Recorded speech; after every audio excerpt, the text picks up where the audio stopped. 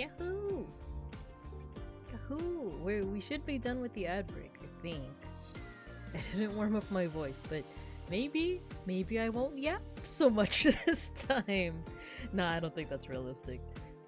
Alright, let me set up my my tracking from who threw that? Lampbot. Hello everyone, hello! We're gonna do some pixel art today, but let's say our hellos. Let me get my tracking going and some music going, and then we'll get into class. But hello! How you guys doing? Hello. It always feels like such a long time, because it's like the 2-day break in between, because I'm at the office, I'm suffering, and doing things. Well, let's see. Hello, Alpaca! Hello, welcome. You got your sticker. Hello, Lampbot. Also got your sticker. Hello, folk. Hey, Poland. Welcome. I'm getting samosas. Beans is getting me some samosas. And, what else did I ask for? Mac and cheese. Seishun, hello. Yeah, Alpaca. Every time someone makes fan art for me, I usually add it to the little bulletin board. I'm still trying to figure out how to, like, put, like, credit on there. Because I know who made every single one of the artworks that is, like, on there. Like, that's made by George. The thing that's, like, showing right now. But I need like the text to go along with it. That's Mayshark who made that one. So yeah, I need to figure it out. Because I could like list it off the top of my head who made what. And it should also be in alphabetical order. But like I want people to know. I want people to know like who made all this art. Yeah. Why you throwing things, Lampbot? Why? No, not the captions calling you Lampbot. No. Let's try this. Lampbot. Lampbot. There you go. That last time it said bot. It said bot. But anyway, let's get to class, shall we? Let's get to class. Yahoo! Hello, everyone. Hello. Oh, no music going. Let's put on some music. I was listening to Sheena Ringo. She's like one of my favorites. But let's listen. I used to listen to like an old album of hers. Let me see if I could find it.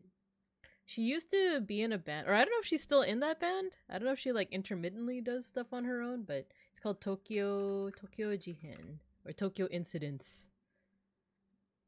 Oh yeah, it was Tokyo Incidents. Okay, this album's from 2004. Can you believe it? Let me put the volume down. There we go. But hello everyone, hello. How you doing? It's me, Babinka Bear, your local sun bear and art history teacher. And educational streamer, and today we're doing some pixel art. We're gonna be pixelating more oomfies, and then if we thank you for the pet. Who did that? Pickles, hello. And you summoned the cats. Oh, they're below the table. There you go. They're on the table, and you're petting everyone. Aww, you're petting everybody. Thank you, Pickles. Hello, welcome. Yeah, we're doing some pixel art today. I've been doing this series for like, I think over the past like 2 years or something, or I haven't been streaming for that long, but like ever since I've been streaming, I've been like doing this series of pixelating the friends, right? If they have some kind of model or OC or Sona, I will make it in pixel art. So today I already decided who we're going to be pixelating. Yeah, howdy. Hello, Matthew. Hello. Pets for everyone. Pets for everybody. It's true. So yeah, if I have not pixelated you yet, and if you are in my Discord, I do have like a thread where you can drop your references. Though I do know who I'm going to pixelate today. I have 2 people in mind. One is already here on the screen, as you can see. It's Alpaca. You put your reference in the Discord. But yeah, if any of you are interested in me pixelating you, I have no idea how you'd pixelate me. If you have a design, if you already have like some kind of like original character that you feel like represents you, or just because I think for Sime, I did her OC and Sky Limit too. This isn't her like Sona, it's her original character. And I think did I not do the same for Sime? Where's Sime's? I thought I did.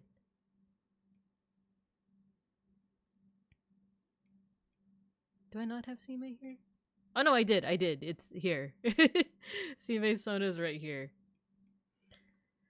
But otherwise, if like for people that have like VTuber or PNGTuber models, I usually do their models. We have Patwares is the last one we did. Patwares cracks me the heck up. It's just so unhinged looking, even though he himself is such a cool guy, such a wholesome guy. You're here to observe and learn? Cool. Cool. Let me catch up on chat. You guys are going. I don't have joints. My head is a lamp. We love to see it. I've done like inhuman ones as well. I mean, look at Matthew's. Thank you for the big emote, Matthew. Like his is right here, right? He's a grill. We have a cookie shark. We got Folk the bear before his redesign, right? And then of course we have Batware the jug. So yeah, even more pixels. Here to observe and learn. I'm glad. I'll try to, whenever you guys want like tips, I'm happy to give some. Is there a way to separate the pixel art me so I can use it as a PFP? Yeah. That's what I usually do is once I'm done with the stream, I usually separate it into its own like little square, and then I either send it to you or I post it somewhere where you'll likely see either on Bisky or on the Discord or on Twitter. I only got my persona, I guess the characters for the fanfic. Yeah, if you wanna, I won't be able to pixelate you today, but if you go over to my Discord and you go over to Creative Cubs and hover over, I guess it depends on if you're on mobile or not. If you're on PC, if you hover over Creative Cubs, there's a thread. There's a thread where you can put your reference here. So yeah. But yeah, if you need more help with that, you let me know. It'd be cool to see the updated me, but I'm fine sitting at the back of the line for people who haven't been done. Yeah, I do have like a list going. I have a list, so I will put you somewhere in that list. You came out so good. You did not. You did fantastic on Batware. Yeah, his like I'm actually pretty proud of. All of them I'm proud of, but like because his is such a like a non-humanoid shape, I'm always like, how am I gonna make this work? And then I guess I did make it work.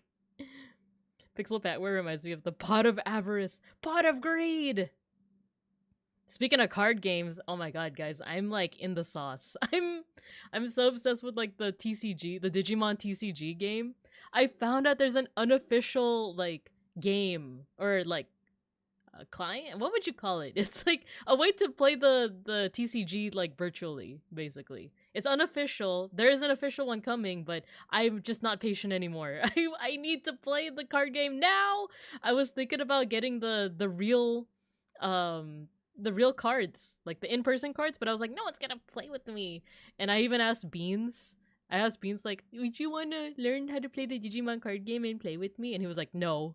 But then he was also right in the middle of studying, and then the morning after, I was like, oh, I guess I'm not gonna buy it anymore because no one's gonna play with me. And then he was like, oh, if it means that much to you, then I will learn it. I will actually learn it. And he like, I think he like felt bad. But... Oh, we got a raid. Hello. Oh, and hello. Wait, why are we in detention? Oh, did someone redeem it? What happened? Oh, you did! You redeemed detention. Oh no! Everyone's exploding. Hello. Hello. I was trying to like hang on to your stream as long as I could before I had to start my own stream. I saw you like almost die. Oh god, the sizes! I forgot that I did all of this. Whenever someone redeems detention. I forgot! Hello. Hello, thank you for the raid. We got P4 extra sparkly right now. I live for the chaos. I did also see that Lampod redeemed the Cubist classroom, so as soon as we get back to the classroom, it will be extremely Cubist.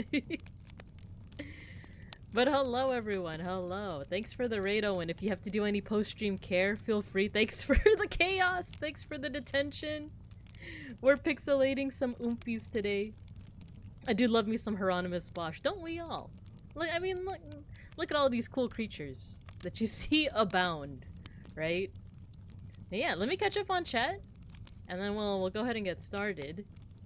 Oh, you guys raided a while back. Why did the notification take so long then? There we go. Oh, we're so Cubist now. We're so cromulently Cubist. Yeah, let me catch up on chat, and then we'll get started. We'll get started. So let's see. Fantastic on Petware. What channel is the thread in? It's in creative. Oh, you sent it. You sent it. Good, good. Thank you, thank you. You guys are getting your stickers. Hello, Goji. Hello, welcome. There's a bunch of yeah, unofficial client. Yeah. How unofficial? It's not official. I can tell you that much.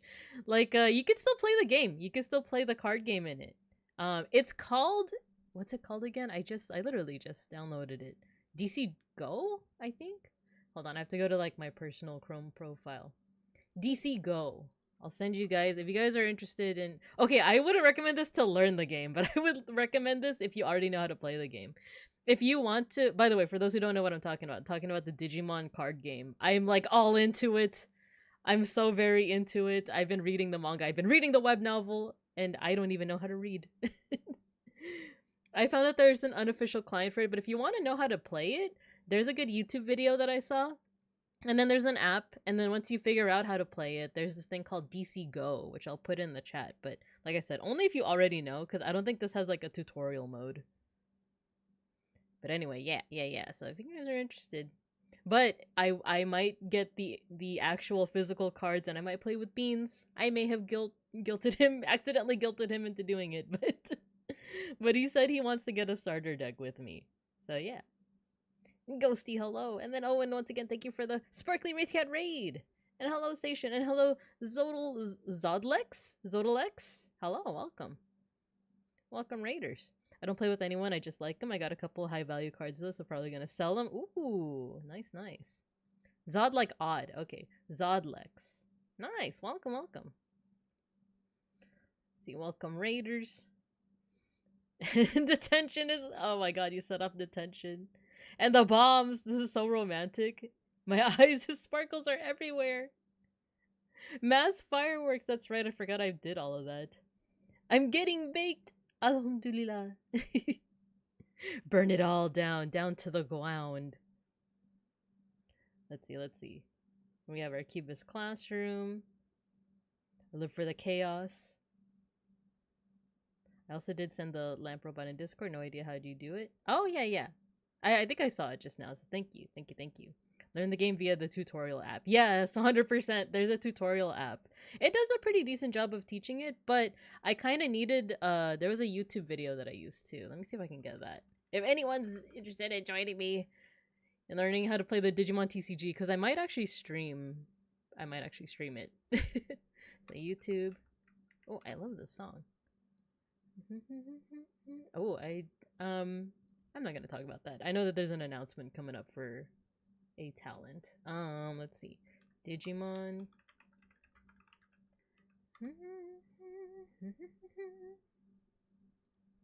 Here you go. I found it. So if you guys are interested in learning the Digimon card game, which I think is really good, by the way, like the card game is, I'm not even like that much of a card game player. Like I attempted MTG, and I grew up with Yu-Gi-Oh, but didn't get into like all the new stuff.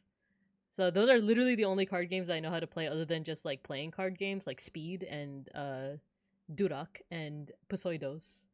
But like character card games, I don't know if that's the actual term for it. I don't play them that much. So I thought here's a video tutorial on how to play it. I think the systems are really cool. Like there's a digivolving system, there's like a really unique, I guess, energy / mana thing called memory. You actually share it with your opponent, so I think it's neat. So yeah, if you guys want to join me on that on that journey. What's your favorite Digimon? Beeplebees has asked me this question before, and I realized it's actually a hard question for me because I always grew up being more into like the human characters in the Digimon series. Like I could talk forever about like the character arcs of like the Digimon Adventure kids, right? Like Joe and Matt Yamato. They're like my favorites. But in terms of favorite Digimon, that actually took a little bit of soul searching. Because like I feel like I grew up loving Gabumon and Gomamon, but only because I'm used to them being like the adventure kids' partners, right? But trying to think of like a unique Digimon that I myself like for like certain reasons, I would say like maybe Tailmon / Gatomon. Lately Blacktailmon because it reminds me of Schnackery, my kitty cat. Maybe Blacktailmon. But I've also started, I don't know, my brain has just started really liking the Digimon that are essentially just palette swaps. of like popular Digimon. Like Psychmon just looks like Gabumon, but with like a palette swap. I've also been really liking Aruraumon or Alraumon, which is just a palette swap of Palmon. Like there's just something really charming about them. Muchomon, just a red penguinmon, right? Tsukaimon is just purple Patamon. I think there's something kind of charming about them. So I'm still kind of like trying to nail it down. And then I did hear someone join the class. Let me actually take a look at that. Oh, Ruri! Hello, thank you for joining the class. Hello, welcome, welcome. I'm such a big fan. I'm such a big fan of your art. And you as a person. But hello, Zod like odd. I'll try the client. Yeah, try it out. See, that's like asking a parent who their favorite child is. I love all my kids equally. I don't care much for Muchomon. No, I'm just kidding. I actually love Muchomon. Now tell us your favorite monster from Monster Rancher? I remember I liked... Oh my god, was his name just Wolf? What was the name of the one that looked like Garurumon? The one that was literally just like a wolf with horns. She's saying Mon a lot. I am. It's because I'm so Digimon pilled. It's my comfort series. Digimon Adventure 1999 is my comfort series. I've watched it probably like altogether probably like what 7 times in its entirety, like as a kid of course, but then like subbed and dubbed, and then the watch along last year. And then Tiger, that's right. There was that, but there was also, was her name Pixie, or am I thinking about the Persona monster? Okay, I remember the very first time I watched Monster Rancher as a kiddo, and immediately thinking like, this feels like a Pokemon ripoff. Like, and the thing is, I didn't even think that when I watched Digimon. I remember as a kid just being like, oh yeah, Digimon is like its own thing, even though they have like similar names. Like it's its own thing because the Digimon talk, you only have one, like, or at least in Adventure and like other series, you only have one partner, whereas in Pokemon the point is to like collect them all, right? But you only have one partner. They can talk, they can digivolve, but they can also de-digivolve, right? And then like the story, in my opinion, for, well, not in my opinion, I think just objectively, the Digimon for Adventure is better than the story for the Pokemon series, but I do love both. But I also feel like the video games for Pokemon, up until a certain point, were also better, right? The thing with Pokemon versus Digimon, I love both of them. I like Digimon just a little bit more. But the Pokemon games are a lot more consistent. Like, they have a formula, but then that started to fall into the trap of like, oh, it just felt very samey. And yeah, every single like iteration had its own gimmick, right? Like Mega Evolutions and what is it, Gigantomaxing or whatever the heck it was called. And beginning the smallest mon, right? And I think it was good in terms of like, it's really accessible, it's really easy for people to get into, but if you're a longtime fan, it got kind of samey up until you like started to get into like Legends Arceus, right? The Digimon games weren't as consistent because each type of Digimon game felt very unique. Like Digimon World 1 was so different from Digimon World 2, which was different from Digimon World 3, which was so different from Digimon World Dusk. Like they all felt like completely different genres. But that meant that like if you were someone that, you know, doesn't like it being too samey or too tedious, you had a new experience every time. So it has its pros and its cons, right? And then nowadays I do feel like Digimon games are starting to get more like like they know what formulas work. But I don't know, I feel like the hype is coming back for Digimon. I don't know if that's like just me projecting and hoping that it gets more hype. But I don't know, after Digimon Con, it was just like, wow, there's so much coming out. It's like the meme of Sabrina the Teenage Witch eating all of those dishes. She's like, oh my gosh, what do I eat first? Do I get into the card game? Do I get into the manhwa? Do I get into the web novel? Do I get into the other video game? Do I get into the... There's also a new series coming out in October, by the way. I'm pretty excited for it. It's called Beat Break. Probably Tiger. You're correct on both accounts. Oh yeah, there was a Pixie, right?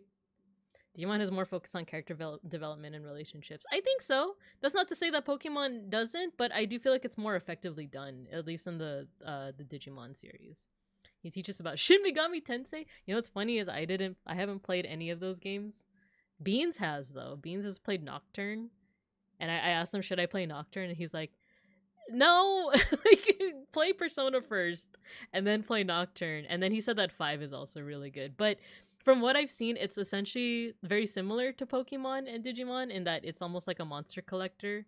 But then you like, but then you like make up a team, right? You make up a team, like you don't catch Pokemon, you befriend demons, and all the demons are based off of like mythological and cultural like figures, right? So it's almost like Fate Go but different. No. Yeah, he was like, no, maybe after you played Persona, because he just said that it's really hard. And there's like this also how I feel about just like old school like PS1 to like maybe like late PS2 games, is that like it is kind of hard, but it's also because back then I feel like you didn't have that much of a choice. It's like you know, if you're a kid and you don't have your own disposable income and your parents got you like the one game, you played the heck out of that game until you beat the game, right? And because I remember like playing some of these games again, like I remember playing Digimon World Dusk and Digimon World 1 and being like, this is so tedious. This is so tedious and this is hard and I keep on dying and it feels bad, man. But then I realized like, oh, as a kid, it was probably like more empowering to be like, okay, I died, so I'm just gonna try again. And this time I'm gonna train my Agumon so much harder, right? It's made to be time consuming and replayable. Exactly. Yeah, exactly. And it was like, yeah, back then, if you're a kid and this is the only video game that you got, you're gonna be playing it. Whereas now, because Steam is a thing and because like disposable income and distractions from the horrible, horrible capitalism of everything is a thing, it's like, oh, I don't like this game. I'm just gonna play another one. I'm just gonna play another one that I like. Why should I have to grind when I could just play a game that I enjoy more, right? But I don't know. I feel like sometimes grindy games, I was talking about this too in one of the Digimon Discords I'm a part of. Like sometimes grindy games can also be really fun as well. Like I don't know, I kind of like the grindiness of it because it's it is the millennial experience. Yeah. Like Shin Megami Tensei was pretty much fun MMO at the time. Grinding felt good. Yeah, exactly, Owen. That's how I feel. Like grinding felt good because like eventually you got to the point where you could proceed with the story. Big purchases versus expendable media. Exactly, because that's what I thought of with like 100%ing. You know, like I felt like I was more of like a completionist when I was younger. For example, like when Assassin's Creed, I call it Ass Creed. I'm sure everyone else like shortens it that way too, but sometimes I get a giggle out of it and I'm like, oh yeah, it's short for Assassin's Creed. Um oh no, dang it. Give me a second. I'm getting a work text.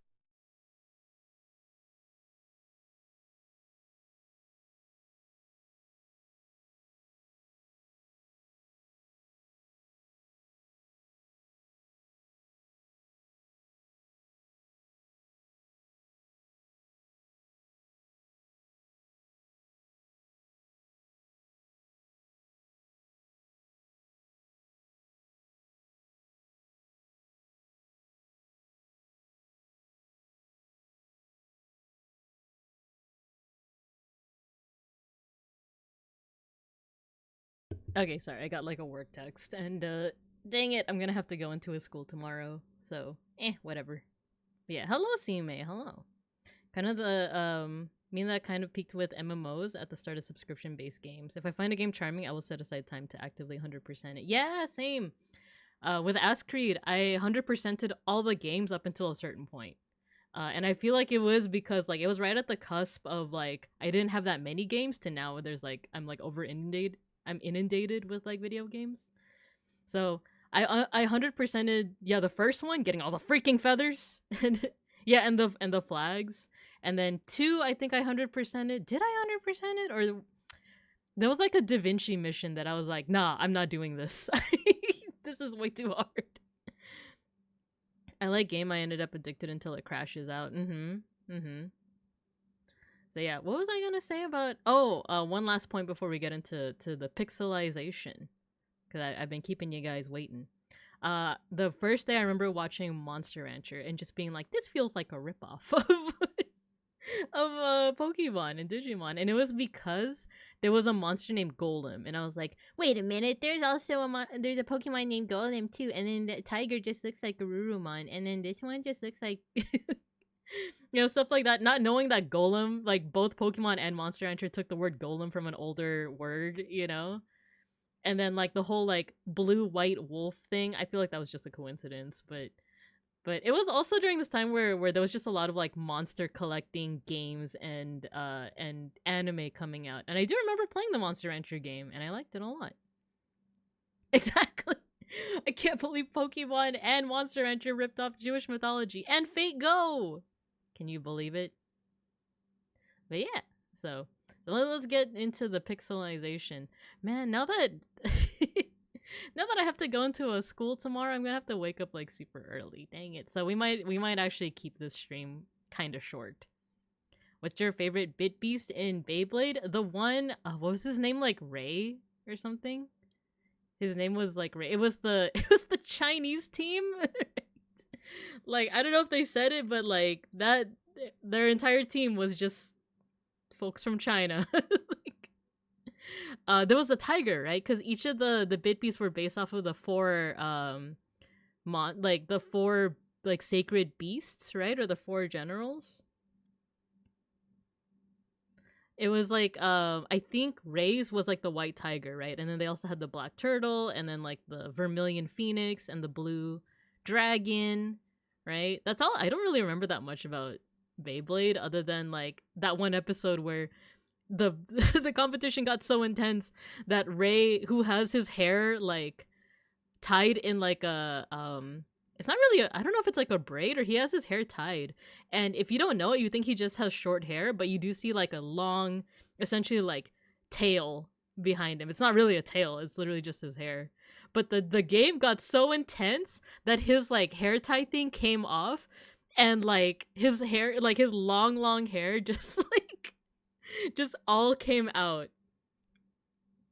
What is Dizzy? It's like it's like a long ribbon tail. I just remember that episode was like, whoa, this is intense. This these tops are spinning so fast that like they're you know what?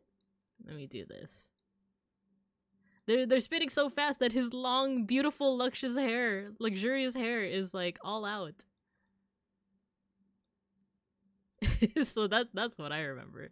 And I think one of the people that I follow for video essays, they recently did like a look back at Beyblade, and I was just remembering like how ridiculous it is. But then again, it's not any less ridiculous than like Yu-Gi-Oh, where like so much is decided by children's card games, you know?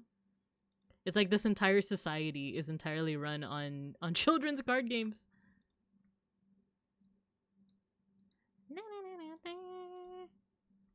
Oh no, alpaca looking like a chess piece. Okay, we need a I'm gonna cut to the symmetry. Oh wait, alpaca got little legs. So we gotta show the legs.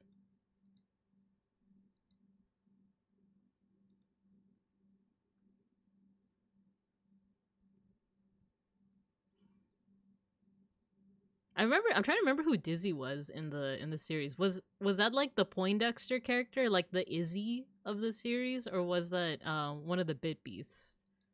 I'm starting to forget. Team Rokusho or Team Metabee? I remember even less about Metabots. Other than didn't Bender voice Metabee? like wasn't that straight up like Bender from Futurama? Let's see if I can make the cute little arms. Cute. Cute.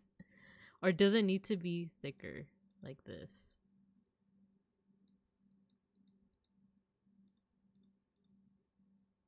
Oh, cute. Cute.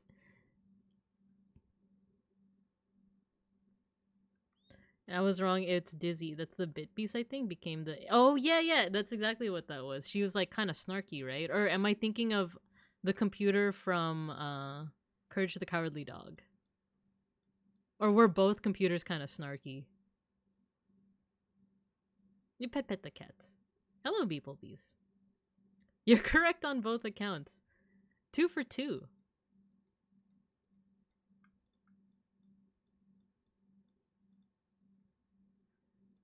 Can you guys remind me when the next ad break starts? I need to text my coworker. I need to let them know that I'm filling in for someone tomorrow.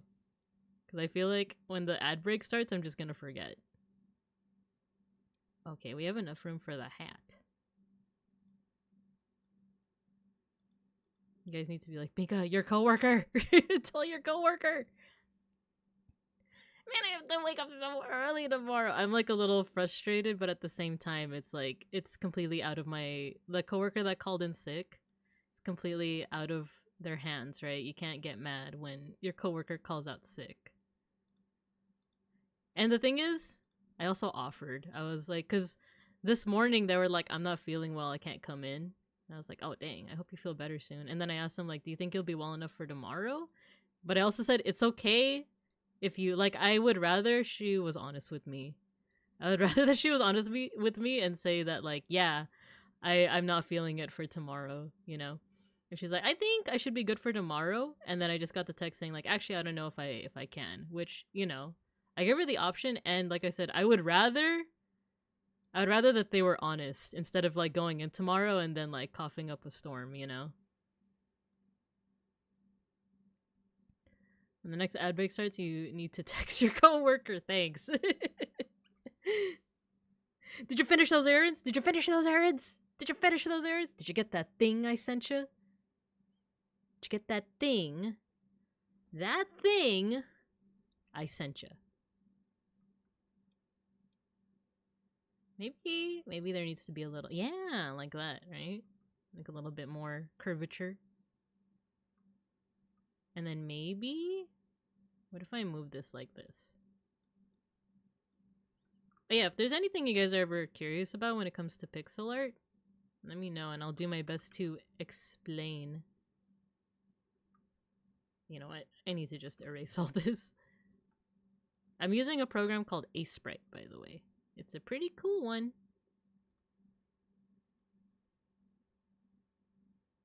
Wait, what did I do this again? Oh, to maybe put a little bit more curvature.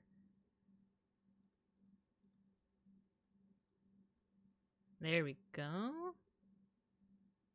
Actually, I think I liked it the other way. I liked it the other way. Let's do this again. Yeah. Yeah, like that. And we need the little bow as well, but I'll do that when I turn off symmetry. Bear honk noise. Honk. Honk honk. And the glasses. Oh no.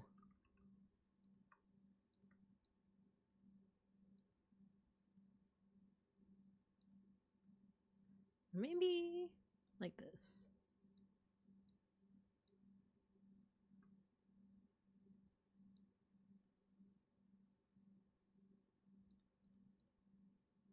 Cute, cute. Let me see if I can do the nose. How can I do this? Maybe like, no, like that.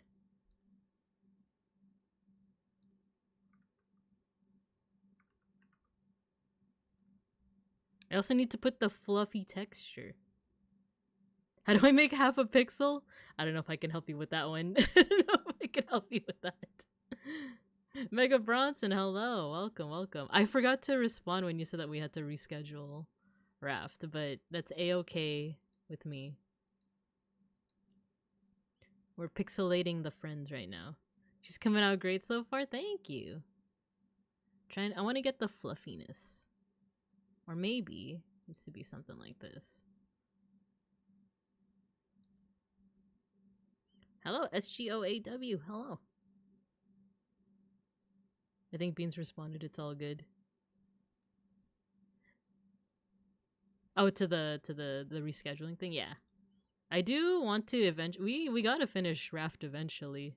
I just keep forgetting to ask you guys.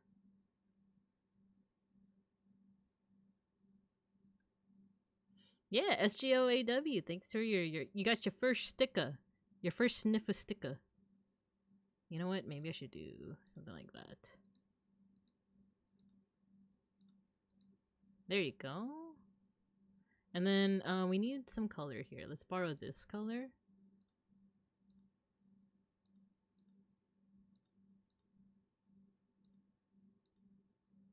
Actually, the glasses are blue. That's so cute. And actually, this can be kind of like that.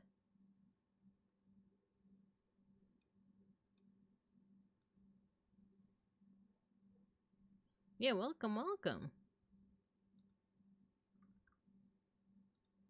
Let's see, how do I get that cute, like, the cute little, like, face that you're making? Bad news, Binka, I'm actually your superior, and since you couldn't answer my question, you failed your evaluation! Enjoy your mandatory 6 months training! No! Wait, did I miss a question? Oh, the how do you make half a pixel? It's not possible, it's not possible. How does one get a job in pixel art? I don't know, actually, because my job's in art history, so...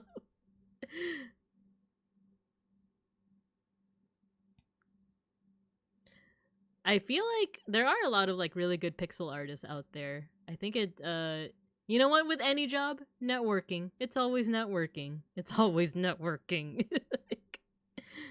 Sapin Sapin looks pretty darn tasty. I love it. It's these are all based off Filipino rice cakes or like desserts that I really like.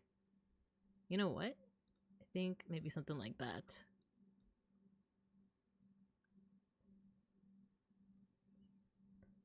And Sapin Sapin has like really nice colors to it. But it's also like pretty chewy. I like it. Oh, true. If you can't do the V-nose, a simple meow face will do it. Don't worry yourself over it. No, I like kind of figuring out, you know, it's kind of like a cute it's like a good problem solving thing. You're going to get rub bear roomed for failing my evals? No. Half pixels are a nightmare. It's like the thing it depends on I guess the scale that you're working on. So when I say that half pixels aren't a thing, it's like I don't know, it's like if you're working at this, it's not quite possible to do half a pixel. Just become a door-to-door pixel salesperson? Yeah, just gotta be like, are you interested in our Lord and Savior, A-Sprite? I could only ever make the illusion of putting colors in between the two for Animal Crossing town flags. Yeah, you know what? Animal Crossing is actually how I got started with pixel art. Because I wanted to make cute little designs. And I think one of the first things I did was I tried to copy the My Computer icon for like a Windows 98 like theme, right? And I remember liking it a lot. I don't know, there's something nice about just doing things like literally pixel by pixel. Humble beginnings, yeah. It is always who you know. Be sure to get out there and network. Yeah, jams and fandoms. Yeah, jams like game jams, right? Fandoms too. Like I always attribute that to like, you know, when I started streaming as not Babinka Bear, as like another person, I didn't really have much of an audience, and I kind of counted on like my IRL friends to be my audience. And I remember I would post on Instagram, I would post like, oh, I'm live on Twitch, you guys should check me out. And then like not a lot of people showed up, which I think is also fair. Like this isn't me being like, they weren't my real friends, blah blah blah. Nah, like everyone has their own, you know, like interests, and not everyone is gonna be down to like watch someone on Twitch. Right? So I think when I became when I started like streaming as Binko Bear, I think what really helped is being in a community of people who already like VTubers, so aka like random Investor fans, right?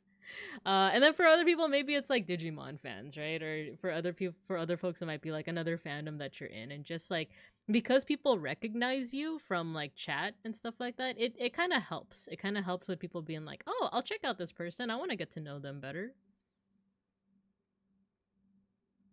So yeah, I agree.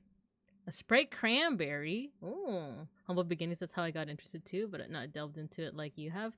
I feel like I'm still learning a lot, right? A lot of this is very trial and error for me. Not Binka's really can't hurt you. She doesn't exist. Only during work hours does she exist. So where I'm at now. Yeah, well the thing is like it definitely takes a lot of patience, and it takes a lot of and I know you've been patient too. But I don't know, sometimes it's hard to really put into words like what works and what doesn't, right? I wonder how the cost would be if it was just a pixel wider. Oh, the code. Okay, yeah. Let me take a look see. We can do that. So it's gonna do something weird where, you know what? Let me do this.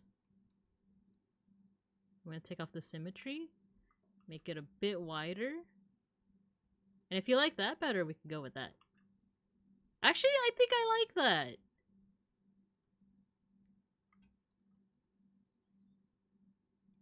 Hehehe. Digimon fan? Oh my god, that's me! Right? Let me put some colors in there too. So let's do this color.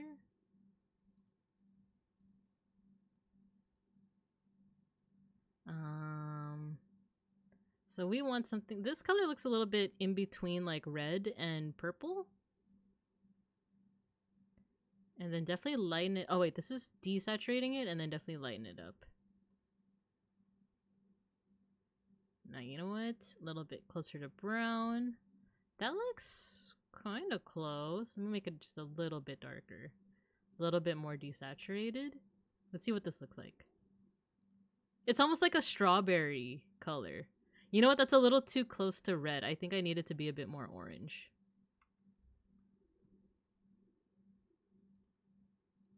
Make it not contiguous. There you go. Maybe something like that. And then let's put in the pink. Let's put in the pink. This is making me want to do pixel art right now. You should! You should. There's a... Sprite is not free, but there are free programs out there. But I just like I like I like this program a lot. Oh, I know. Oh, that's a cute color. Maybe a little bit more saturated. And then I need to also put the little bows too. And then the glasses, that's kind of like a very soft, like almost periwinkle blue. Desaturated, make it a little lighter. Let's see what this looks like. This one though is like changing the expression, because in your reference, your expression is like, oh no, like a little nervous, right? Well, this one just looks very like it's like after Casper says something like sussy wussy, right? You don't have a computer? Yeah, what Gojikins said, graph paper is a good start. I don't like mobile pixel art apps. I haven't really experimented with like the mobile apps before. I know Hux uses one. Sotenbori, hello! 2 months with my favorite bear. Thank you, thank you. Yeah, Hux does pixel art on his phone if I can remember. But yeah, I haven't really experimented with graph paper, but that is like a really good way to kind of like get into how to do like the basics of pixel art. Naturally sus cats. You can make the mouth into a smile. Okay, we'll do that. I'm gonna experiment with the eyes as well. Yeah, thanks for shouting out Hux. Oh, I know. Let's play around with the eyes. Oh, yeah, we just do something like that, and we add some like little sweat drops here and there. Let's see what happens if we do turn this into a smile, or if we should keep it the way that it was, or if we do it like this. No, wait.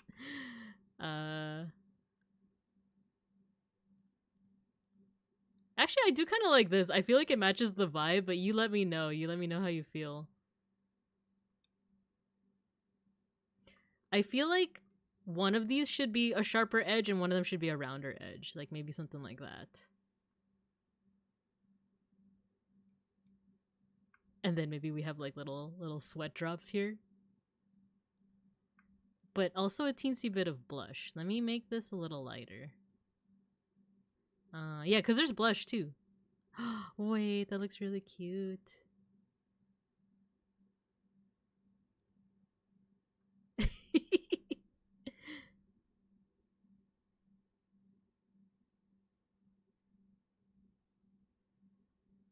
Should have drawn yourself smiling. If you want me to change it, I can change it so it's not you just like sweating. That would leave room for the V nose. Yeah, I can look, let's we can make it into a smile. In fact, let's do this. Look, we could do something like this.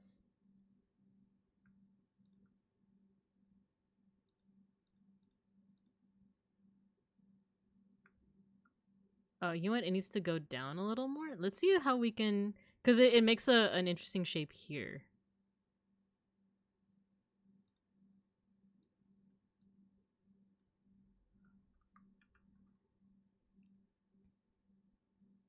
The face is when I don't trust the fart. Maybe. I want to try something out. I still want to make like the little uwu face. So how about we do this?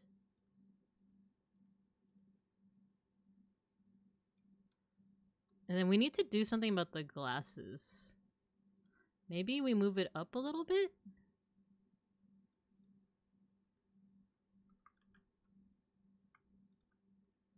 That way there's some space for the uwu face, right? Kinda cute. What if we do something like this?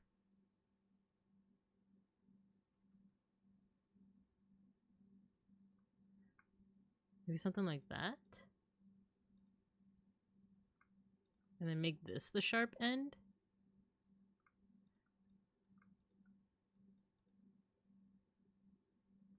And then we also need a little bit of shading too.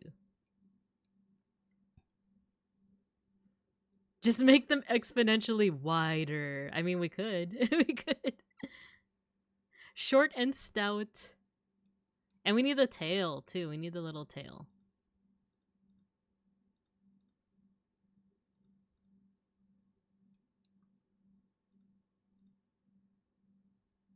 Oh yeah, and don't forget the little legs.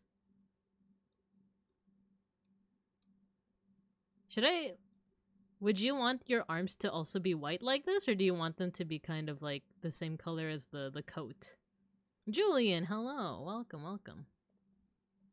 Actually, we can make the arms like a little wider as well, like this. Actually, it was supposed to go in the other direction. It's supposed to go this way.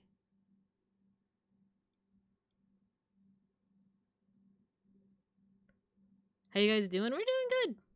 We're doing good. I might have to cut this a little short, so maybe once I do have a second person I want to pixelate, but once we're done with that, I might have to call it because I actually have to get up early to cover a shift at a school. But that also means if I look at the bright side of things, that also means that I can finally like do some teaching and not just be in the office. Because I literally just been in the office for like the past like couple weeks.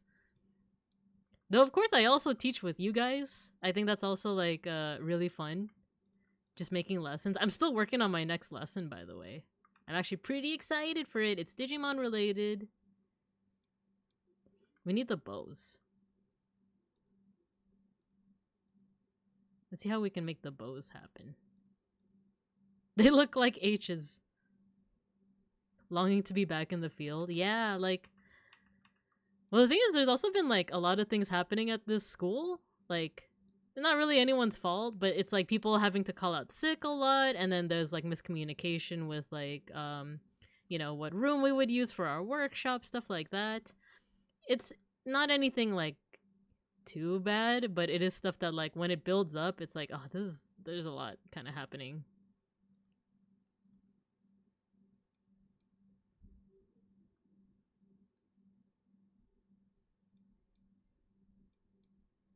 Maybe I kind of like it like that. Okay, we need the bow. Tail should be a wee bit shorter. The swan is basically a minuscule bipedal alpaca. Ah, alpaca. Let's make it a little bit shorter. Because I definitely want that little bit of fluff. But yeah, it is a little too long. It reads more like a cat tail.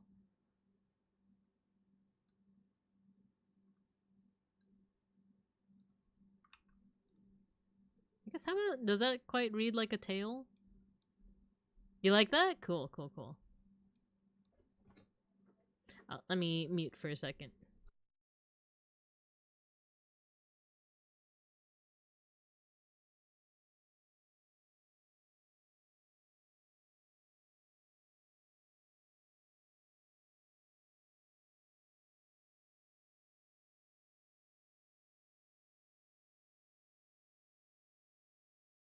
I got my samosa, baby. Beans just came back. You can hear me like unwrapping the foil. I just want one bite of the samosa.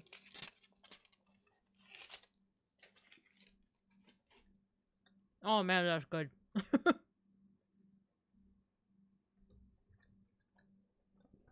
That's so good. And I was just telling him I was lamenting that I have to go into work tomorrow, but yeah, if I just look on the bright side of life, I get to be with my team, I get to be with the kiddos. What about that? You're gonna lurk? No worries, no worries.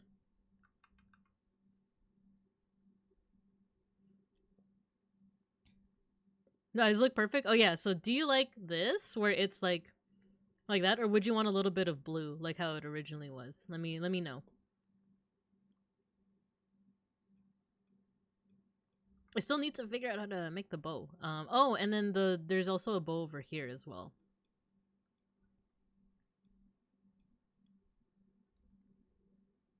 Perfect as it is now? Okay.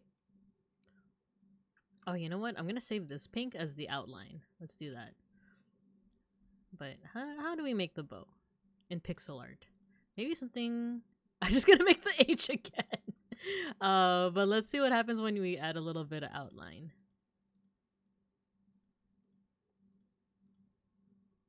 Nah, it needs to be smaller. Like, way smaller.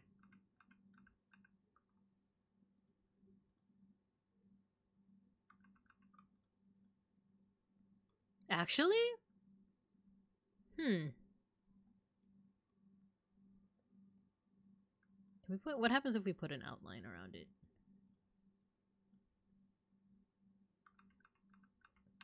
It's... Still deciding, still deciding. It needs to basically like have a little bit more contrast. I'm gonna leave it like that and we'll see if we can shade the coat and if that will add a little bit more. I want another bite of my samosa. Oh, they even got me some sauce. This chutney?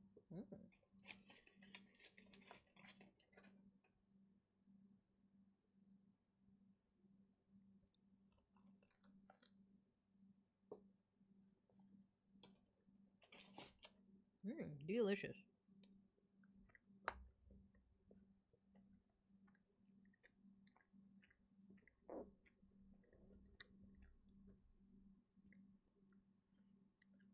I wonder if the ends of the middle of the mouth could work as the V nose if you add 1 pixel.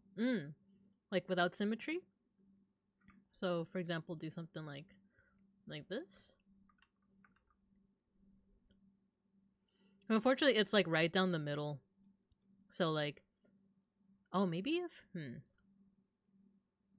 me play around with something. Like, we move it over just by 1, right? And it won't be symmetrical. It won't be symmetrical, but like, you know, if we do something like that, right? So then you'd be facing slightly to this side, but you know, that could be an option. Let me know what you think. Because it doesn't need to be symmetrical.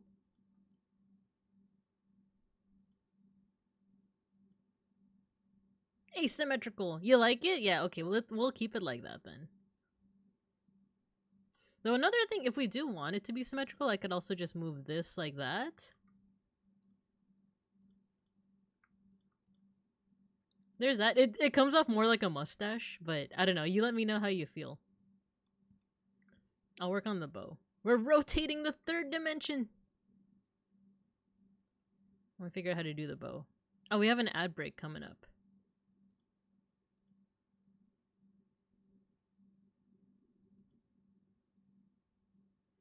Yeah, we have an ad break coming up, and you know what? I think this is a good time for me to both eat my samosa and text my coworker. Thanks for reminding me, you guys. I know I told you guys to remind me, but was one of those things that's like has been on my mind. So I'm like, I gotta text my coworker.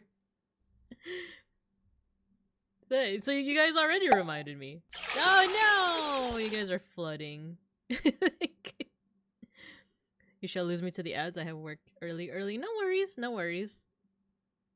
Yeah, I won't be doing anything during the ad break, so I'll put you guys over in the cup corner. Oh, I'm so large. There you go. I'll shut off my tracking too while I text my coworker. Alright. Oh yeah, good night, Pickles. Great, thanks for stopping by. Large and in charge. We wish to be liminal. After the ad break. I know you guys are so soluble. Alright, I'll see you guys after the ad break.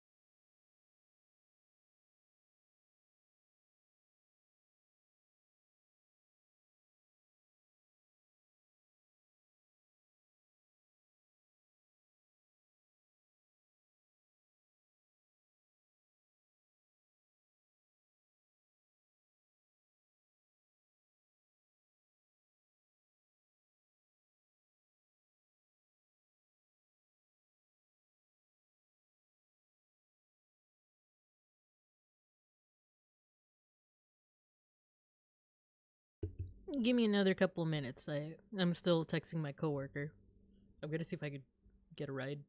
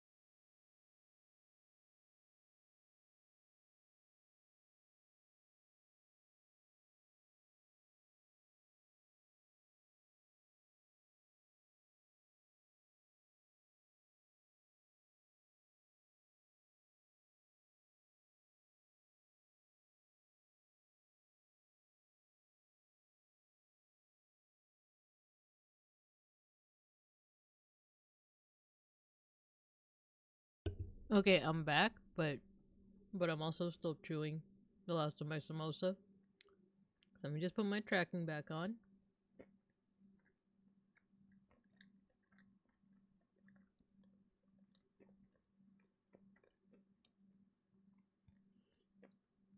And I'm gonna continue pixelating, but you're gonna see me chewing. But I know that the pipes are also broken, so you guys are gonna have nothing to focus on.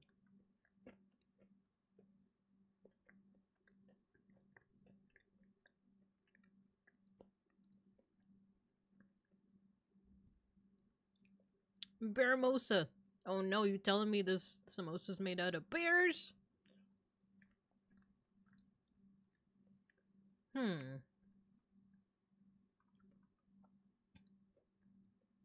Hmm. Into.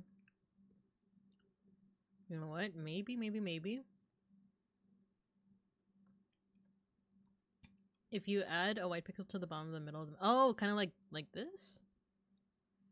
That would seems like it would be like a deeper uwu, which I don't mind at all. Like that? Yeah, let me know. You know what, I'm gonna figure out the bow. I feel like there's a way to do this. And I believe it's moving it up like that.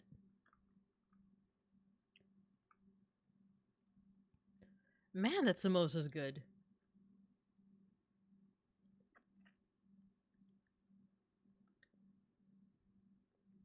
Flooded Cuba's classroom is literally the ultimate vibe.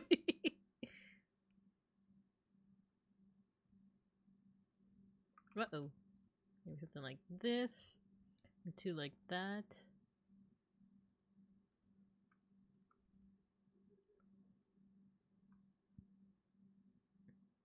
Looks cute, less mustachy. Yeah, I think so too.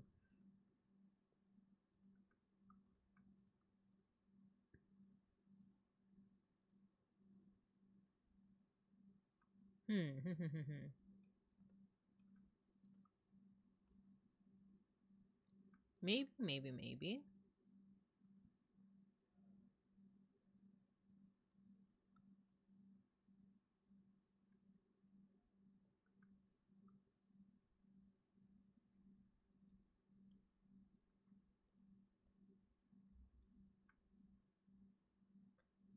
Can you make a suggestion? Go for it. Go for it. Yeah, I'm still trying to figure out the bow, but if you have any suggestions for that, feel free. I'm also gonna change the song, so maybe I've listened to this album.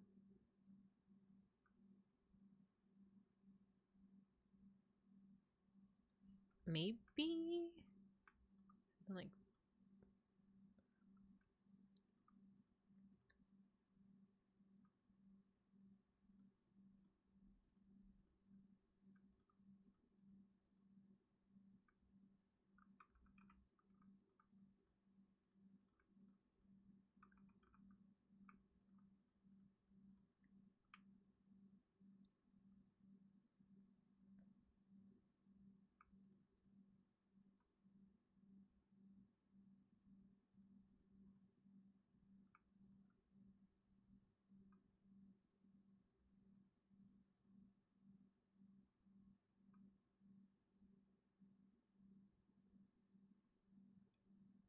you could try to make the mouth a pixel less wide on each side. Because we did widen it by 1 pixel. So do you mean like take out this part? So do something like this?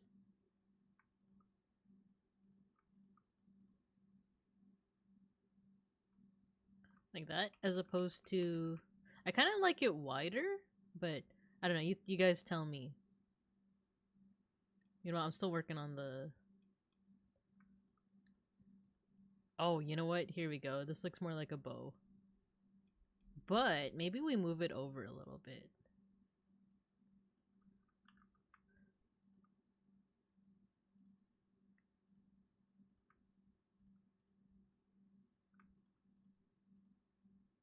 Oh.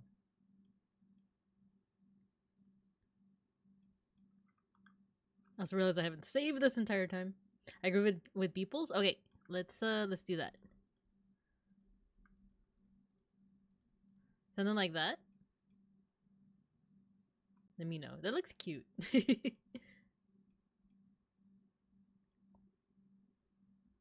then maybe we can also move the blush a little bit higher. Something like that. The pink bows, right? The Rusator mouth! Aw, that's cute. Let me save, and then the next thing I want to do, because I think the design is mostly done, now it's just a lot of shading. Not a lot, but some shading. Let's make this a little bit more saturated and a little bit closer to purple. Let's add a little bit of shading. So there's a little bit. Let's put symmetry back on. Oh.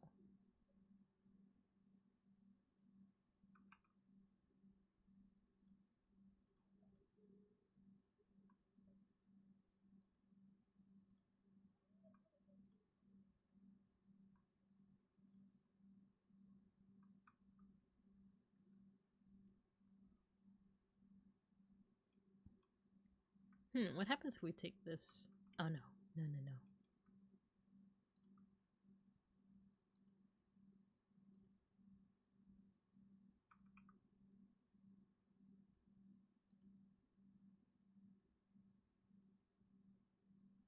Take out the symmetry, do something like this. Or I don't know.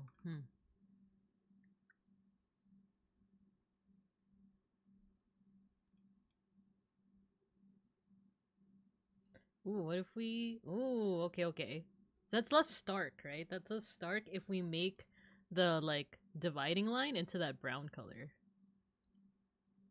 And maybe just a little bit of cheeky pillow shading. Just as a treat.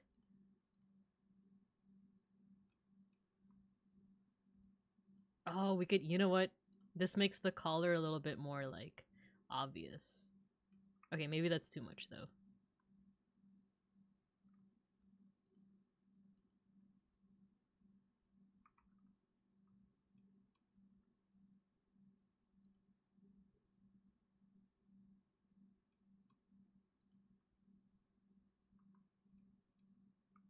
And one thing I want to do is I want shading for this one too.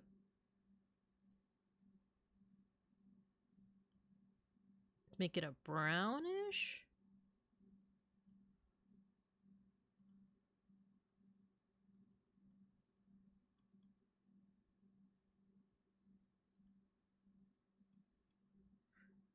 Maybe a little bit more darker, a little bit more daring.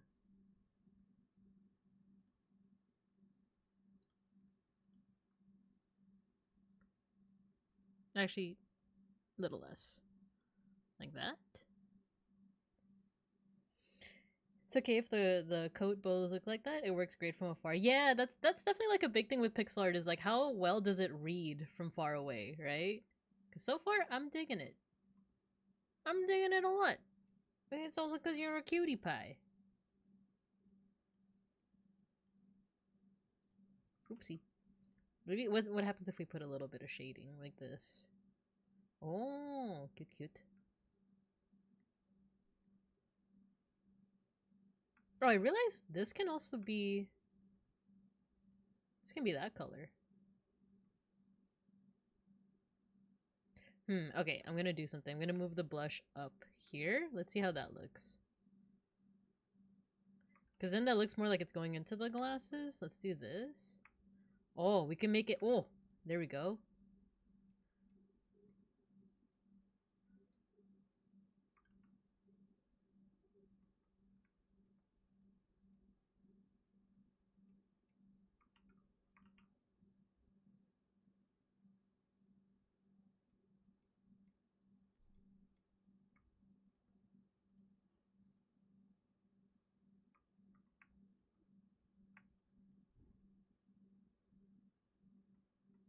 You're so correct, thank you. It's really just a lot of trial and error. I'm kind of just like testing things out to see how it would look, right? And if it looks good, it looks good.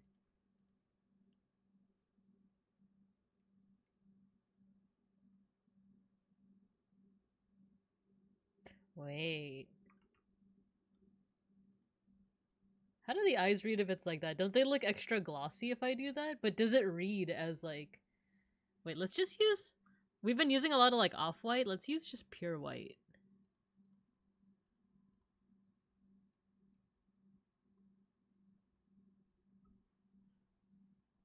You guys tell me. You guys tell me. Because I might also want... Wait, actually, does this... No. I was gonna say, like, if this is the same color, then we could just reuse that color, but no. No.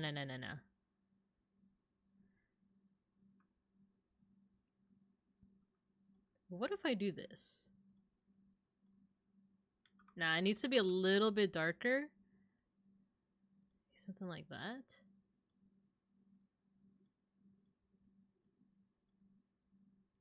Darker, darker. We need to go darker.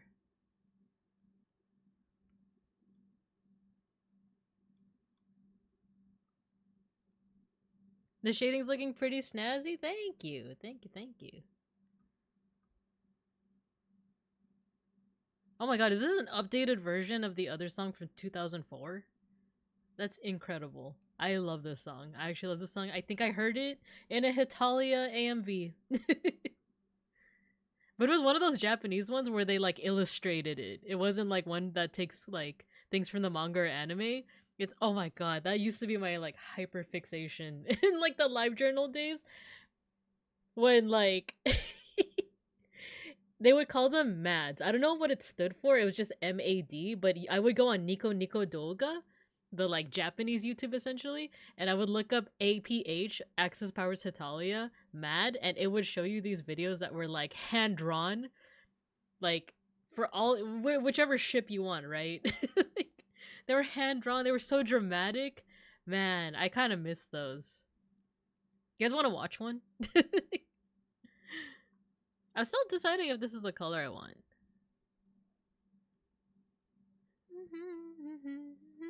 Ooh, I like this color actually.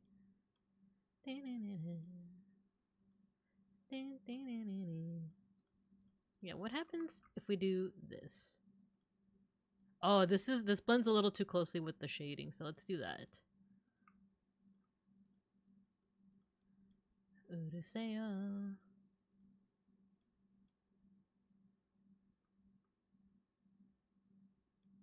Here's a deep Hetaoni! Oh my gosh! Yes, I do! Yes, I do! Yes, I definitely remember Hetaoni, but there was another one that I preferred more because I'm sorry, I was not a US UK shipper. I was like kind of a hater. I'm a Fruck truther, I'm a Rusame truther, you know, which feels really weird to say nowadays with like the current state of politics, but like those were like my pairings back in the day. And I remember, okay, I'm gonna take you guys on a little bit of a journey. Back when I was shipping Digimon. I'm still shipping Digimon, but do you guys want to watch one? Are you asking questions or answers? Of course. All right, I'll pull one up. If I can find it.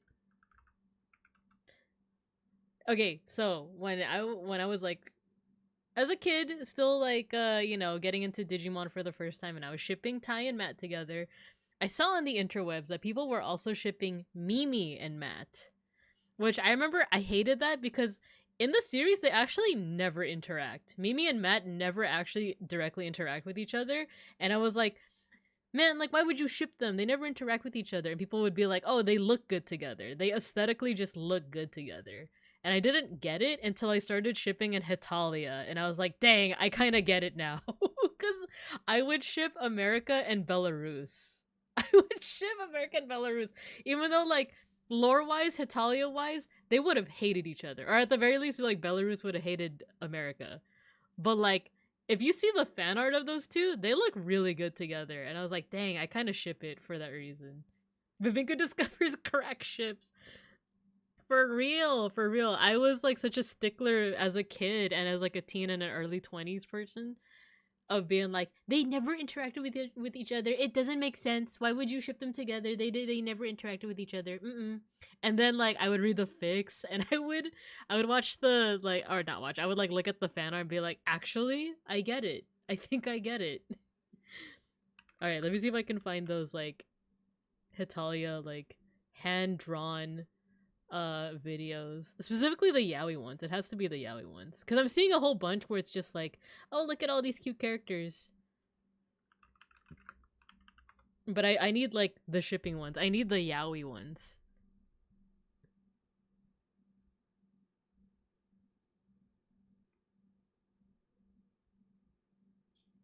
Okay, I'm gonna have to go into like my personal account, copy the link, and then paste it. YouTube's.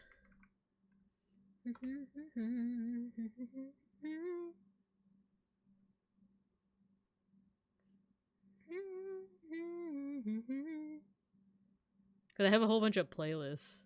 I have a whole bunch of playlists, including like nostalgia ones. I have one called Nostalgic Hetalia. I found it! I found it! Okay, give me a second to decide which one I want.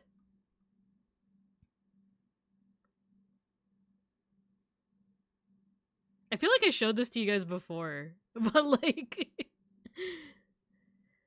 Oh, that was a good one. It was the UK and Japan. I didn't even ship those two, but like this video was so good. It was just so good. Oh my god, these are literally the only videos I have left? No, so many of them got deleted. Okay, I'll show you guys two of them. I think they're by the same artist. One of them's gonna be really cute, the other one's gonna be really toxic. Are you guys ready?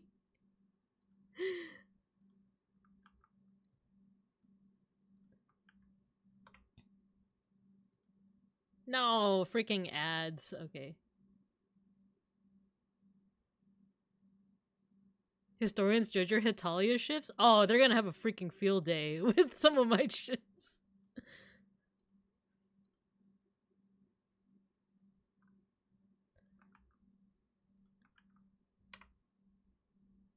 It's been a long day past the yaoi. You got it. Okay, do you guys, while I'm setting this up, do you want the cute one first or the toxic one first? That way, like, if we do the toxic one first, you can kind of cleanse yourself with the cute one. Or, you know, you guys tell me. You guys tell me which one you want first while I set this all up.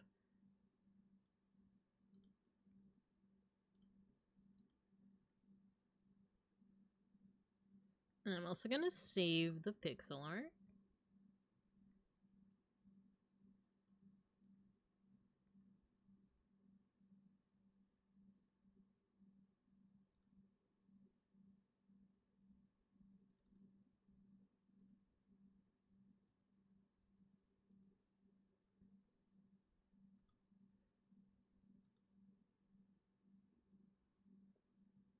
Toxic, toxic, toxic. Okay, that's what I was thinking too.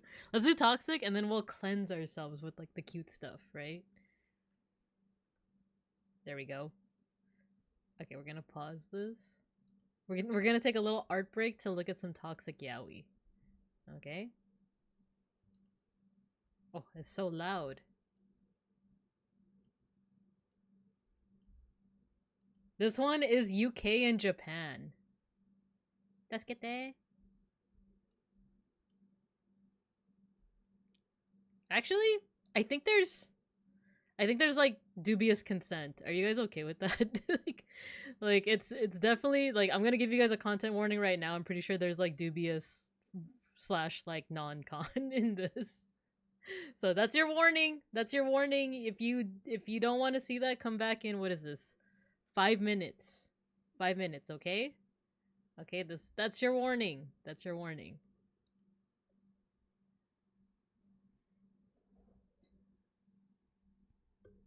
It's not graphic, but it's very implied.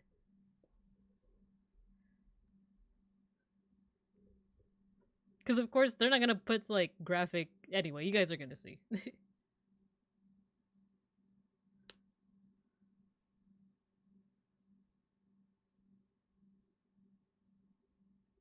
Like it's China protecting Japan, and then they stole the colonizers stole Japan away. Thank you for the warning. Yeah, yeah, yeah.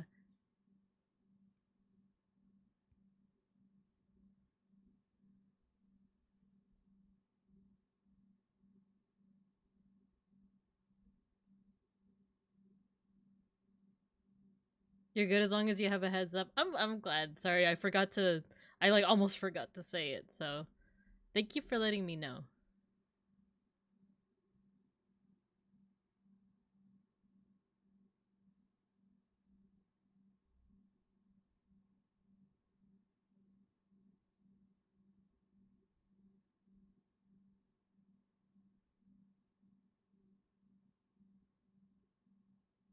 Oh no, China. He misses Japan. The yaoi memories are flooding back. Yeah, they are. I don't even ship this. Like, but I just remember looking at the art and being like, wow.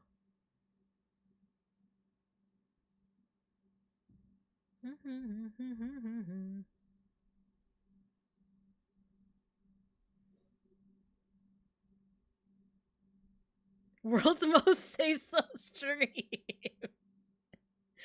We're so say so. We're studying history. Oh no, it's Little America! It's Little America!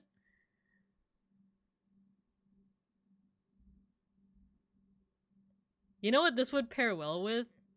That one video. It's not Hitalia, but the one where the captor, the person that was taken hostage, kills the captor.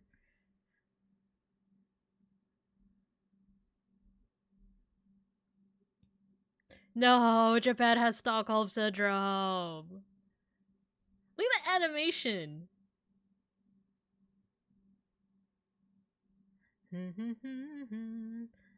It's so artsy. Like the art really be arting. It's so artsy. Oh, this is so toxic. This is so bad. The art is so good, but like the content is so bad. No, it's so symbolic.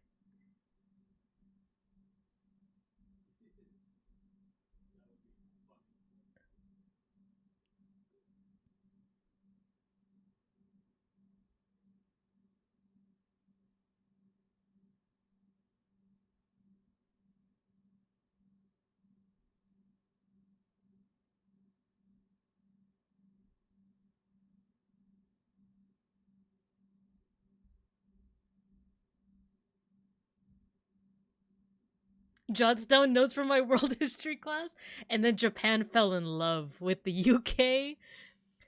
And then I don't know what this is supposed to signify. I think it's that like Japan just got Stockholm syndrome. He's sending a letter back to China being like, oh, I'm okay.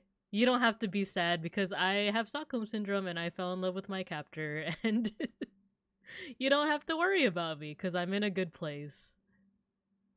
Which, like I said, like the art is so pretty, but like the story's so toxic. But this is when was this? 12 years ago. Actually, even more. This is when it was uploaded to YouTube, not even when it was uploaded to like Nico Nico Doga, right, where it's originally from. So let's cleanse ourselves. Let's detox from the toxicity. Toxicity. This one's more cute. Cause it's like a childhood love kind of thing. It's a childhood love. It's it's Italy and the Holy Roman Empire. Alright? So if you guys, without any context to Hitalia, just know that the Holy Roman Empire was a character.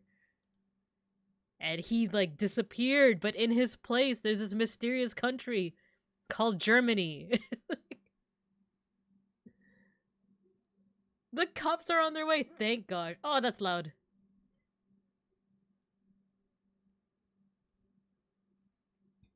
This is Holy Roman Empire. It's HRE. And that's Little Italy. The fandom called him Civitalia. It's Civitalia. It's the Holy Roman Owen. It's Italy and the Holy Roman Empire. They're in love. They're in love, you see. Because the Holy Roman Empire wanted to be like the original Roman Empire.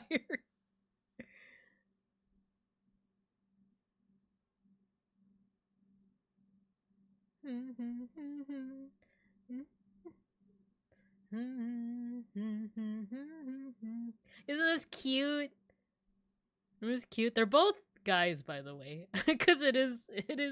No, you know what? I think in Hitalia, Holy Roman Empire never figured out that Little Italy was a boy. I think he thought that he was a girl. I think that was part of the manga. No, the red string of fate. The red string of fate, you guys. We need to bring back yaoi animatics like this. Like, how often do you see something like this for the Tempest boys?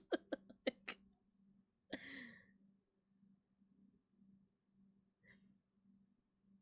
It's so cute. I'm simultaneously loving this and taking psychic damage every time because it's so cute. It's like so adorable, and it's like, yeah, the Holy Roman Empire really loved Italy. Like, the bar's a lot higher. I think people go full on animated. It's true. I did see a really cute Magnoir one. Oh no, HRE, he's going into battle. No, the red string of fate. Where are my toggles for this? The red string of fate, you guys. They're meant to be together. It's a promise. Oh no.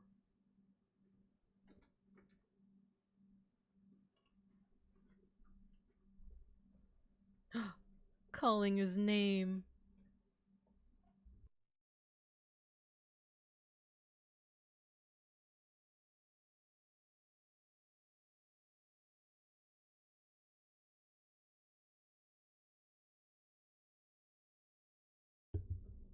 Now Kith.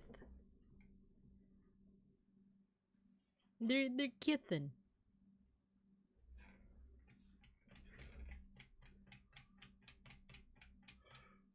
Oh no, it's fully grown Italy. It's fully baked Italy. He's so sad. Guys.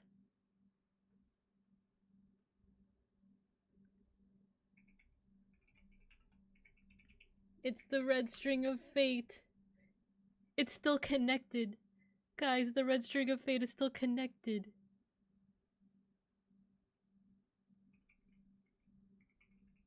It's Germany. It's Germany. It's too bad we never found out what happened to the Holy Roman Empire, but at least you got this guy who looks exactly like him. With like a different name. Like, oh, he's crying. Look at these lyrics, you guys. You trick me with gentle lies.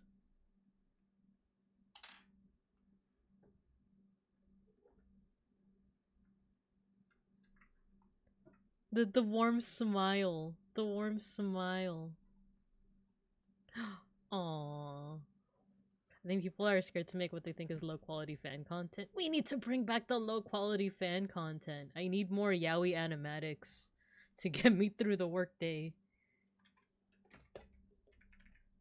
Alright. Of course we're followed by Guilty Gear. Alright, good job you guys, good job. Let's put the music back on. I think we're pretty much almost done with alpacas. I think we just need a little bit more shading and then we're pretty much golden. The wheel of yaoi is turning. The wheel of fate is turning.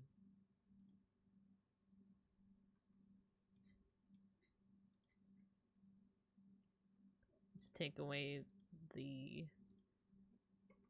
Or maybe something like this.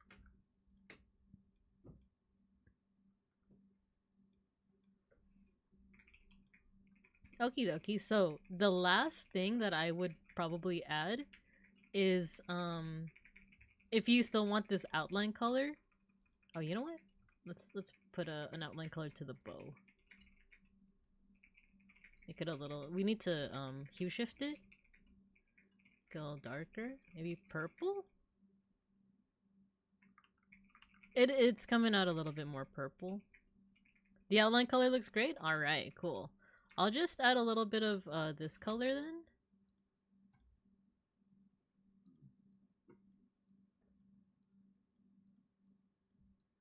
And then one slightly darker color to like shade.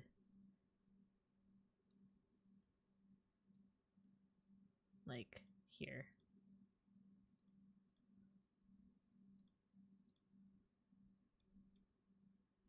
You let me know how that looks. If there's any changes that you want, and then we'll call this complete. And then I'll send you the like your own little square, and it'll be a transparent PNG. It's perfect. Cool, cool, cool, cool. Awesome. Well, then that one is done.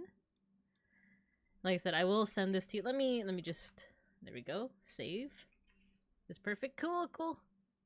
I'll send it to you either through the Discord or I'll also be posting it on social media. So I think the best quality one might be the one that's in Discord. So I'll just tag you. I'll tag you in it. But yeah, no worries. I'm glad that you are open to me pixelating you. Get pixelated. And now we have our second person that we're gonna pixelate. It's Almontas.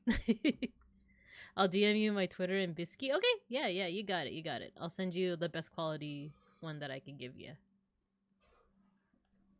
Yeah, so I couldn't decide whether to do Almontas with his coat on or off. So we're gonna do like this first, his one with the coat off, and then we'll see if we can add the coat. You've probably been waiting to do him? Kinda, sorta. Well, like, I always want to like pixelate folks that like I've become like huge fans of, you know. Like, I'll do so after you finish your stream. Sure. I'll probably go for like maybe an hour or more. Like I said, I gotta go to bed early tonight, so because I gotta wake up at like 5 or something essentially to not to head out at 5, but to get ready so that oh my gosh, I've never seen that emote before. Is that a new one? That's crazy. So since he's so tall, should I make the proportions a little? Should I? You know what? Let's see what happens when we just use this regular proportion, and then we'll go from there. I'm scared of DMing. You can DM me. It's just that I might not reply until either an ad break or maybe you could feel free to just DM me and I'll see it anyway. It's I'm on streamer mode, so it's not gonna the little doo-doo is not gonna come through on stream, so no worries. You're gonna pass out early. Have a lovely stream. Yeah, thank you for stopping by, Gojikins. Thank you. I appreciate you. But all right, let's get started on Almontes. He's a little bit more tan, right? Let's see. Let's take this color or this color even, and then we'll do non-contiguous. We'll do that. That's already a good color. And then I definitely want to have like the white sweater, so we're gonna borrow this color, but we're going to hue shift it to be a little bit cooler. Let me do this. Now that I look at this, because his color scheme overall is a bit on the warmer side. I want to keep it that way, so maybe we do something like this color, and then we just keep it like an off-white.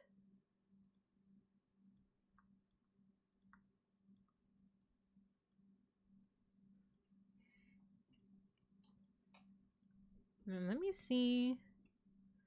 He has like cuffs, so I think I've done like sweaters before, like for Ghosty and then for I believe Hux. So maybe we copy something like that, where it's 1, 2, 3 for the arm. 1, 2, 3, and then it like juts out kind of like this.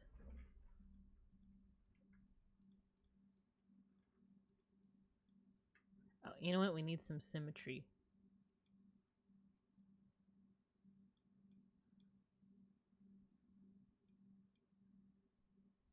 Is Almontes a lion? No, I believe his like animal is an owl. Actually, someone feel free to let me in on his lore, because I always thought that he was like an owl person, but I think he might just be like a person with owl features, right? But if you haven't checked out his streams before and you kind of like that I do like educational content, he's also another person to check out, because his educational content is like, if it feels like if I'm teaching you know, like a community college or younger level, he's teaching like an older, like more advanced level of things, because he goes into like various topics. Yeah, thank you, Matthew, for shouting him out. Yeah, he's a former sociology professor. Yeah, he's like not what I admire is that he's not afraid to go into like really complex topics.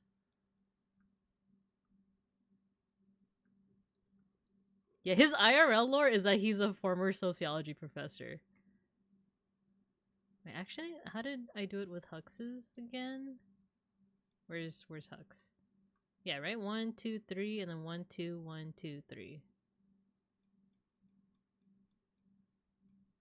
1, 2. Oh, you know what? I think I did this. 1, 2, 3, 1, 2, 1, 2. Okay. There you go. Looks a little bit more baggy like that. And then he's also got some nice pants. But he also does like educational content. He does calligraphy every so often. And one of my favorite things that he's done is like he's done a collab with Squeegee 3D, who's also an art educator, by the way. Hello, Hanel. Hello. I'm realizing my model is lagging a little bit, but it's okay. Sometimes sucks, sometimes Almontes. Hello, Hanel. We are doing pixel art. So far, we've done alpaca's operative Sona, and now we are doing fellow educational streamer Almontes. He's really cool, and he also does a good job of explaining certain concepts in a simple way. Because I was thinking about this earlier, because there's people who like, not to throw too much shade, but I feel like there's people who like believe themselves to be very much like the intellectual type, and they like to show it off, but they like to do it in a way that's a little bit like pedantic. And by pedantic, I mean like, it feels like they're just doing it to show off. Like they like to use the big vocab words. They like to feel like they're the smartest person in the room, right? Whereas I feel like a better show of your emotion, of your like actual like academic intelligence and emotional intelligence, is being able to make the concept that you're talking about accessible to people. If you're just tossing out all these like, you know, SAT like postgraduate type words just to show that you are smart, you know, like it doesn't feel like genuine. It feels like like I said, it just feels like you're showing off rather than trying to have like an intelligent conversation with someone else. Yeah, we need to show the turtleneck, by the way. We got a very comfy vibe. Yes, exactly, Hanel. Pretentious. Speaking jargon to show off. Yeah. And I'll be the first to say sometimes I feel like I come off that way because I do tend to use a lot of like big words, but sometimes it's because my memory recall kind of sucks. Like, I can only remember certain words that I might have seen in, like, let's say that I was just reading like a paper for work, like I'm doing research and I read all these big bear words. And then like when I'm in conversation, it's like, oh, I remember reading the word pedantic in one of those papers, right? Perfectly cromulent, right? Instead of my brain just isn't able to get the word that is easier, more accessible, and more concise. My brain can only remember the hard word that I read in that one research paper. So yeah, it definitely, like, if we want to give people the benefit of the doubt, that might be the case, but sometimes I feel like you can tell who's like doing it to be pedantic and who's doing it because they think that that's like a good word to use. A larger vocabulary does let you be more nuanced in what you are trying to convey. Yeah, there is, especially with like emotions, for example. Like if you say that someone is like mad versus upset, right? Like there's a distinction between that. But there's also like incensed, or they're like see, this is what I mean about like my word recall. I'm failing right now. Being mad versus being incensed versus being like enraged, you know? So you can communicate versus, yeah, furiosa. Sometimes that is kind of like a part of it as well, right?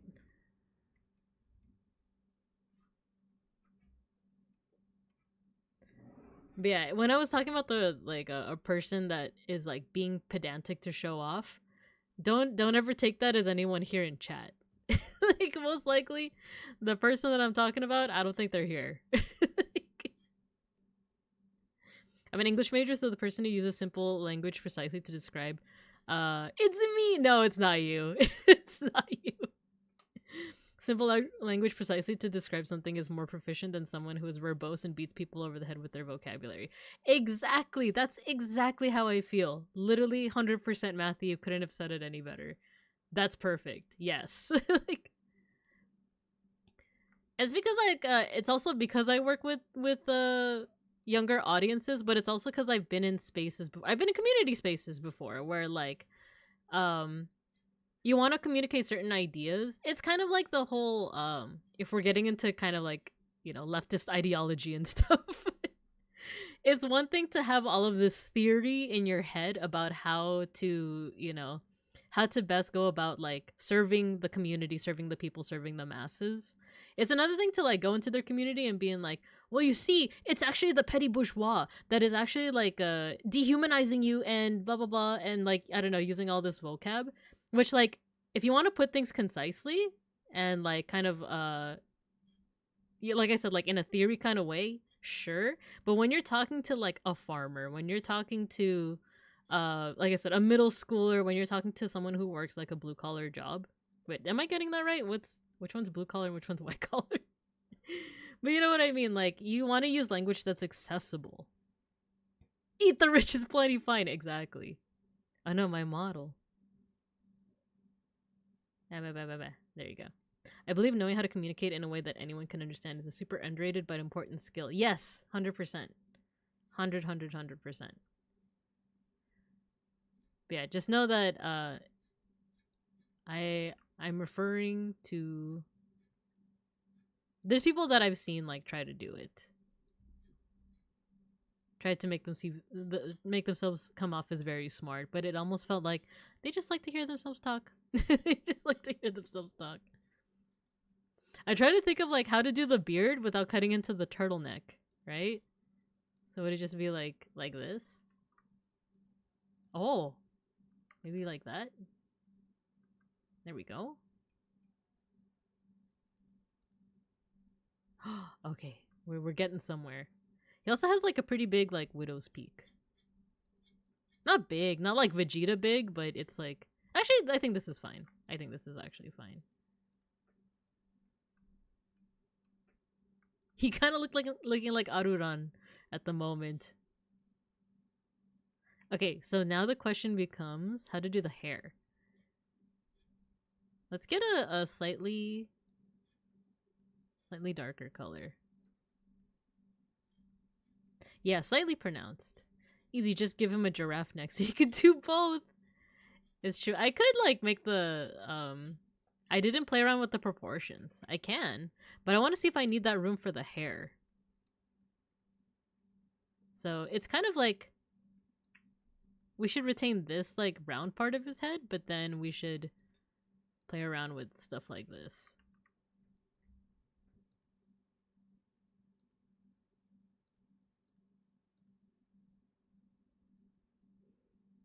Is he perfectly symmetrical actually now that I look at it?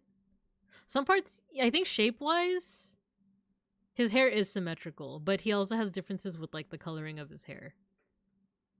So we can, if we zoom out, what does that read as? It's like, okay, we definitely want these little like, what is this, like hornlets? And then we want like a little bit of spikiness as well.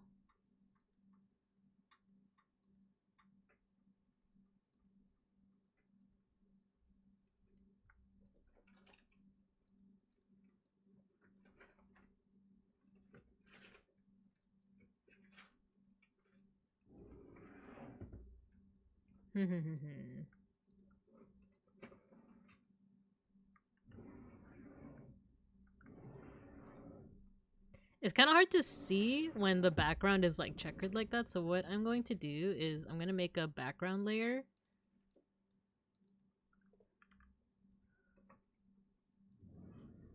And then let's do like a saturated color and just fill it in. There we go. There we go. Now you can see the silhouette a little bit better. And then we could toggle this on and off.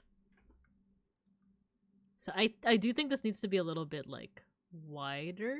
So let's see if we can move it. I'm gonna get going. Thank you so much for the pixel art. Of course, of course. And I saw that you DM'd me, so I'll send this to you either after stream or during the next break. Wait, why is it doing that? Why is it doing that? Oh, it's the background. There we go. Yeah, good night. Good night. Have a good one. Actually, yeah, I kind of like it 1 pixel off like that.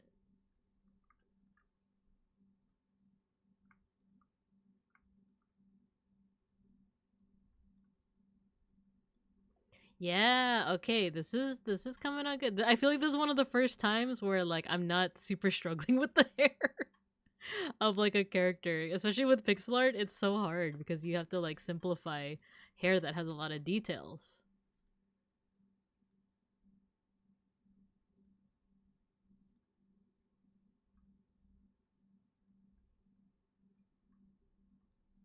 Let me also extend it this way.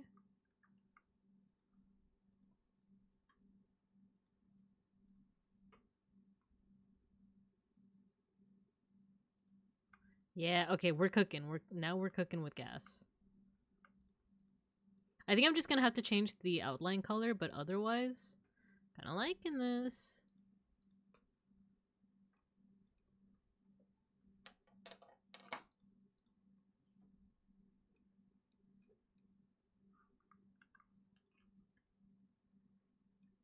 Okay, let's get those pants next, and then we'll work on the scarf. Pants, socks and shoes, scarf, and then we'll see if we can add that cool overcoat and glasses. So let's see. I like looking at Hux's because I feel like that's the one of the best times I've done like a coat, or not a coat, a sweater. So let's see.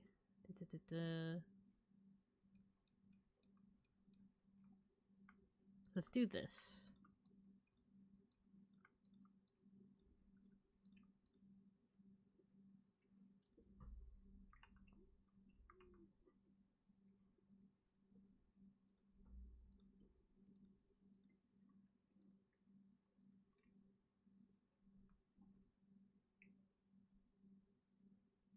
I'm the opposite because when I do pixel art, I use super high contrast clashing colors, usually MS Paint, so I can see what I'm doing, then change the colors I actually want.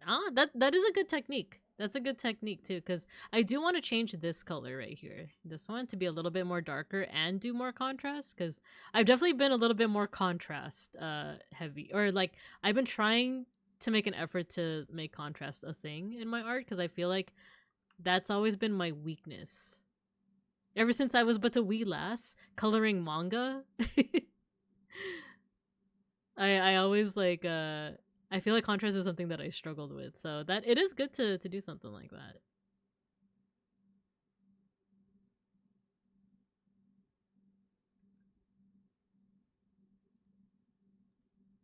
What am I doing? Oh, here. There we go. That's a little bit more contrast to that. And then maybe we make the eyes a little we make the eyes a little bit smaller.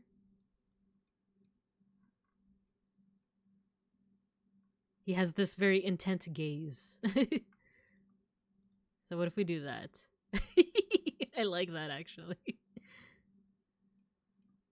And then he has brown eyes. It's very intense. Let's do this color then.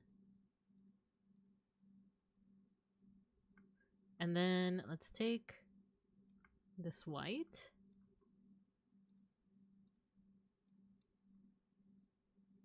And the question is, should we go lighter or just white?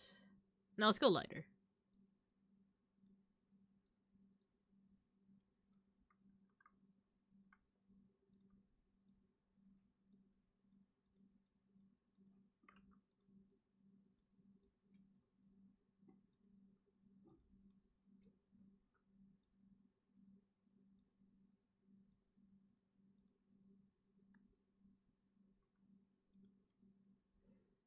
Okay. I think this needs to be a little bit like this color, but more saturated.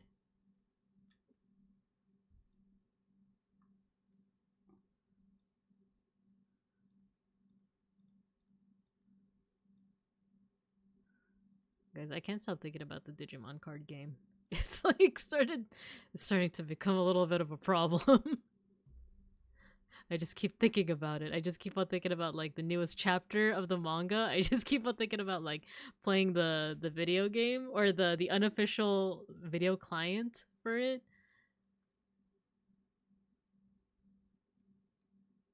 Oh yeah, let's do the pants. Let's do the pants. Ooh, that's actually a nice color pants. Nice shoes. And then this is kind of like almost like a tan. A little less saturated.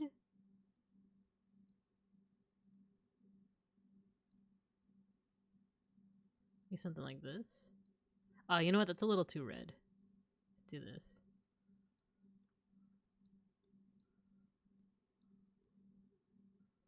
No, it looks like he's not wearing pants. We need darker. We need darker.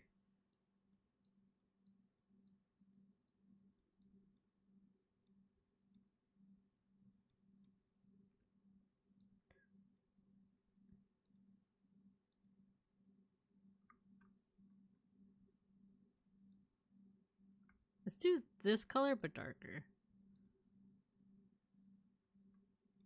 Okay. Maybe this needs to be lighter, actually.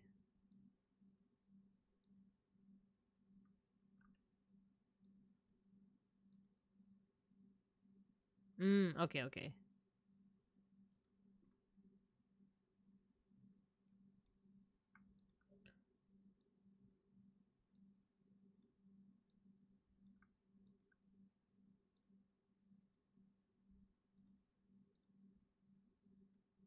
Little lighter. There we go. Okay, we're getting somewhere. We're getting somewhere with this. Oh, and we have another ad break coming up. Maybe this time around I will eat my mac and cheese. You know what? We'll go back to making this darker, but a little less saturated, maybe?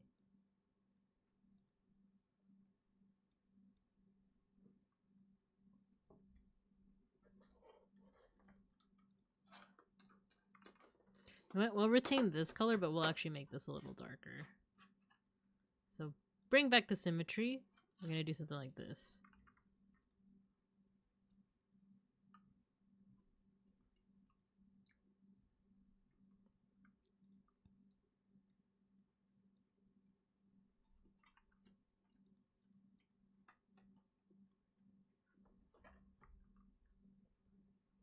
Okay, I'll put you guys in recess.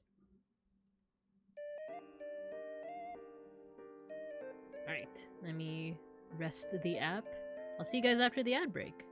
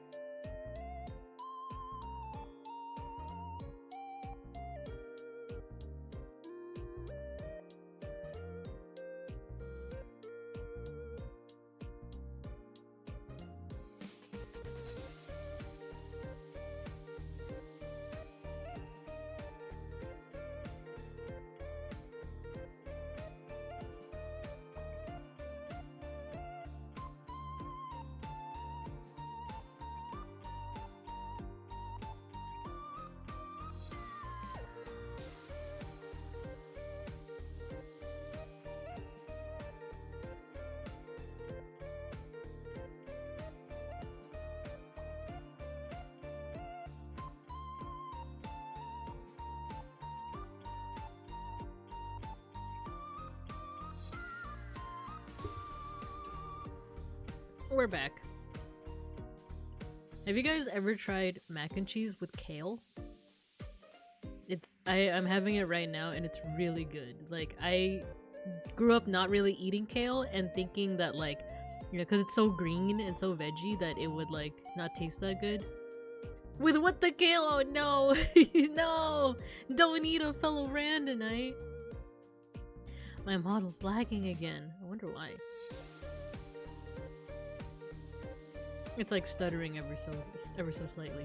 But with spinach, yes? Yeah, so like I grew up not really eating vegetables that much. It just wasn't like a thing in my household, and like now as a somewhat adult I'm like starting to gain an appreciation for certain veggies like kale, because like I've had it before like unseasoned and I was like, ew, yucky. But it's the secret with vegetables is very much like the secret to any other food. You just gotta season it. What a concept, am I right? Yeah, I didn't really grow up like eating spinach, for example. So, the one vegetable I did like growing up was broccoli.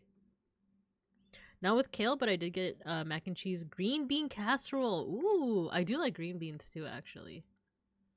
That sounds good. Okay, so here's the next conundrum. How do we're in pixel art. It's very hard to draw like intricate designs like this with pixel art. So we're gonna have to, I don't know, we're gonna have to make some changes, methinks. Ooh, you know what? I have an idea. Maybe just stuff like this. Like little cut off dots.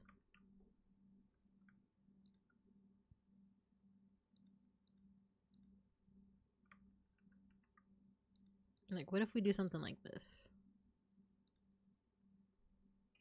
Then, okay, so the thing with that is that it starts to get a little too complex, and then you kind of start to lose readability. So we gotta be a little conservative with how many like designs and stuff we put here. So we might actually do something like this. What if we do this as well?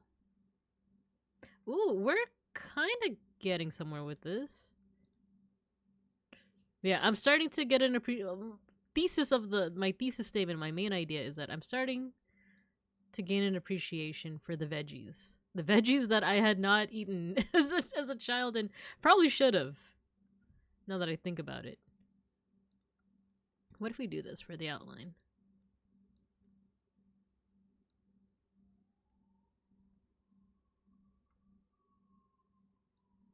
Ooh, okay. I'm kind of digging that. But maybe this should be less. Like, oh, what if we alternate? Like this. Oh, okay. Can we do something similar on these? Oh, we're cooking with gas. Okay.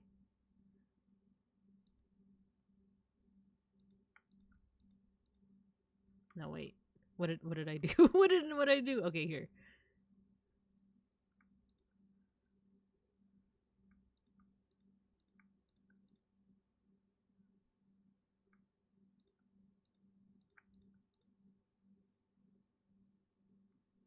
I think another thing would be if we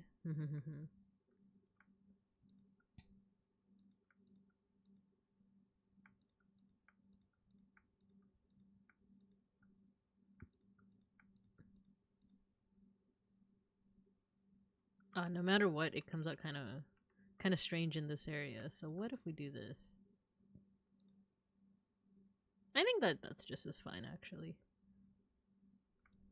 So let's make this a little bit darker.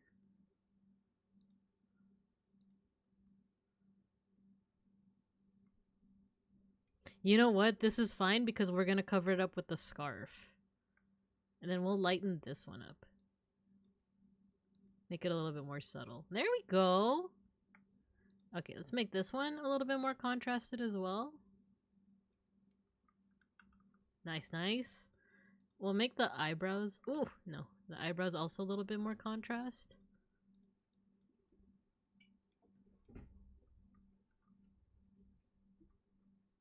My favorite mac and cheese is to use bechamel for the cheese sauce. Add herb and garlic seasoning, ground beef, and spinach. Also, I normally use shell noodles. I love shell noodles. Not macaroni, so it's basically not even mac and cheese anymore. I mean, it's still mac and cheese in a way, right? I know you don't eat meat, so you can replace the beef with mushrooms for that meatiness. I do love mushrooms a lot. Oh no, my model is lagging again. I wonder why.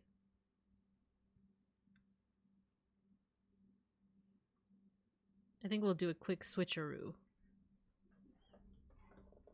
Maybe PNG Binka. Just for a touch. Give me a second.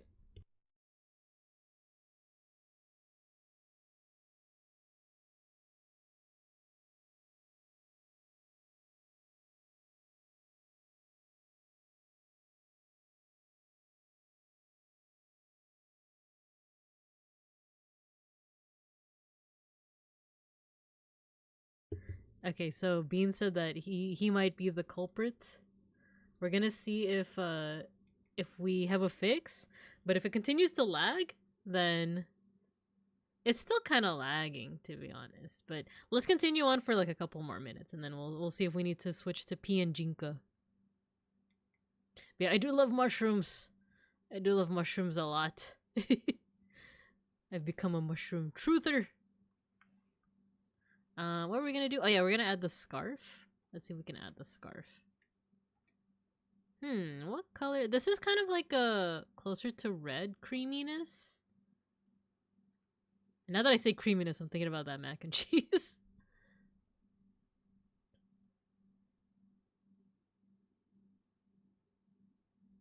Maybe something like this. Let's see what this looks like.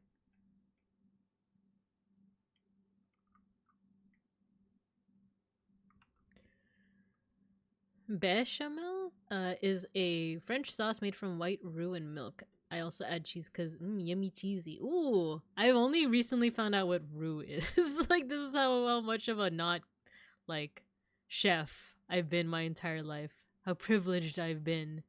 How much of a spoiled princess bear I've been. It's only now that I'm like, ooh, roux. We need some cornstarch and flour. Question is, how do we do the scarf? Either we do the scarf or... No, I think the scarf is like kind of an integral part of his design. So let's just use black right now for the scarf. And then we'll see what we can replace that color with. Or better yet, let's choose like a random color. That way it's gonna be easy to like replace the color. Is this green used in anyone's design? I don't think so. Hopefully not. Wait, Nomies? No, this is a different green. Not in... Yeah, not in Owens, not in Hux 1.0. Yeah, I don't think this green is used. So, we'll use this as kind of like a color that we could just easily replace down the line.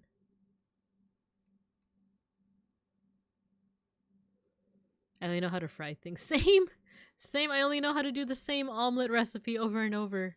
And make miso soup, yeah. It's also seasoned with nutmeg, which I never do because we never use nutmeg in my house ever. I mean, I'm down to do like recipes that have been adjusted, right? Adjusted for your taste.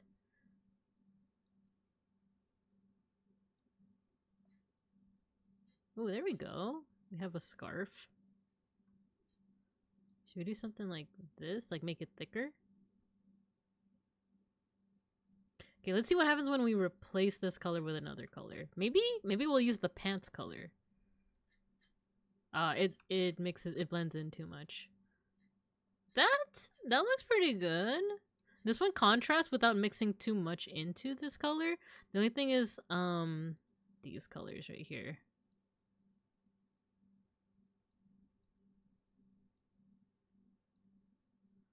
Actually, yeah, I think that's for the best. So that we have a little bit of contrast.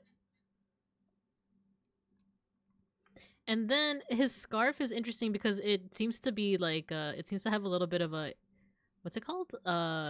It's a design that goes back and forth. It alternates.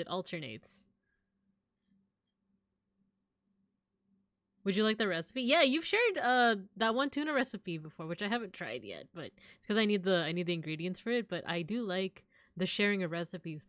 Put it in Bear Noms. Put it in Bear Noms in the Discord. I think that might work out really good.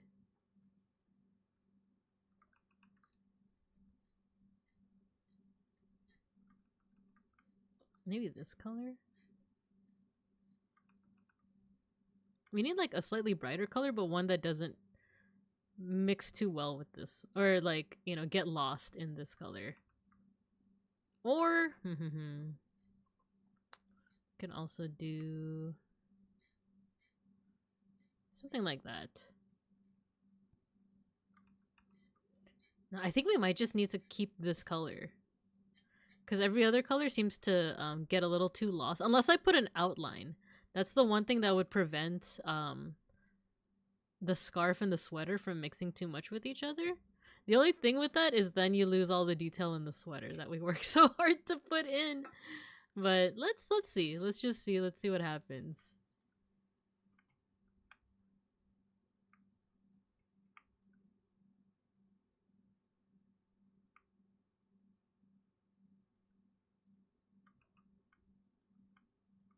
Because then we could do something like this.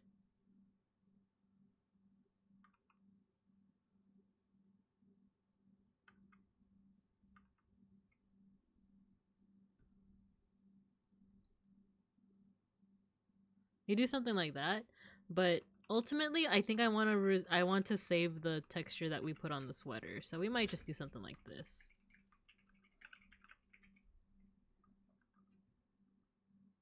Yeah, I think I'm okay with that.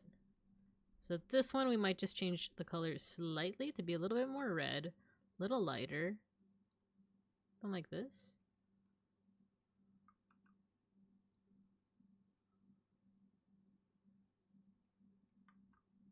No, I think we'll no, yeah, this color. This color. Oh, we could also do that color where that's the same as the hair color.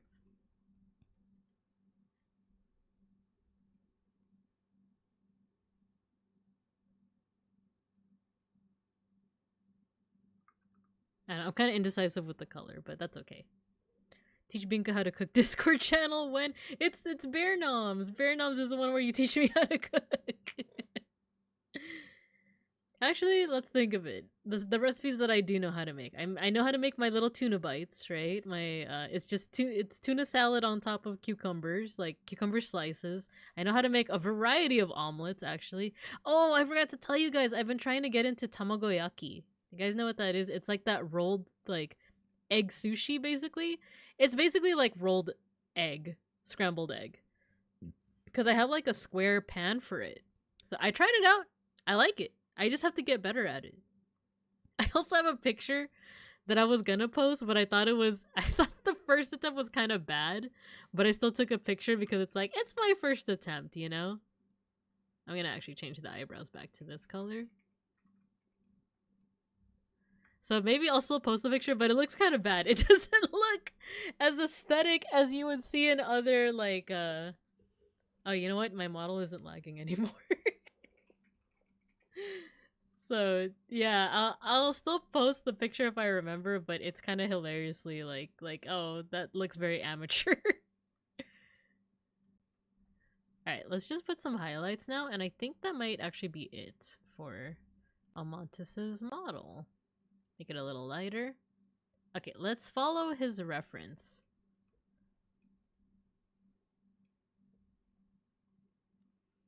There's a lot of highlight here. Oh, let's put this on.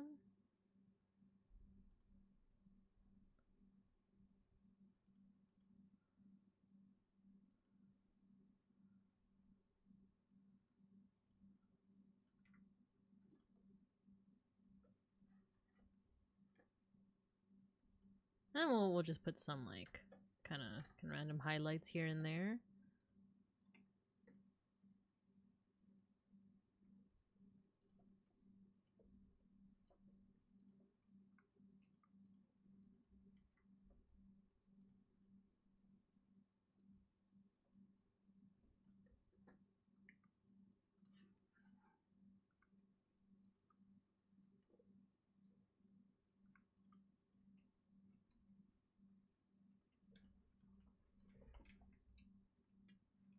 There we go. Okay, maybe some highlights. Where can we put highlights? Now, actually, I think that might be it in terms of where to put highlights.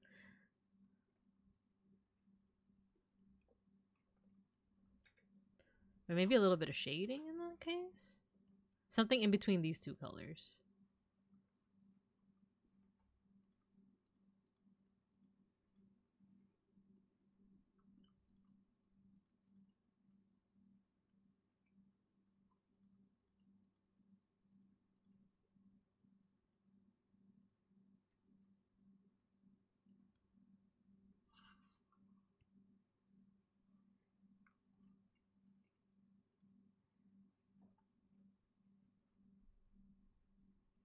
Oh, and then the skin. We need shading for the skin.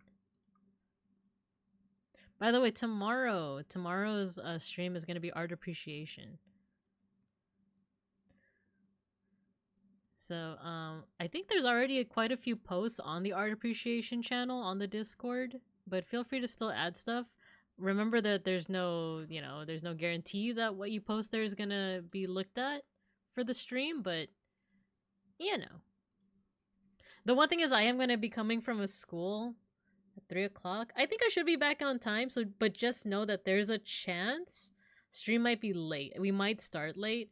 Like, I'll be back home by 6:30, but it's like all the setup and just like, decompressing from the day.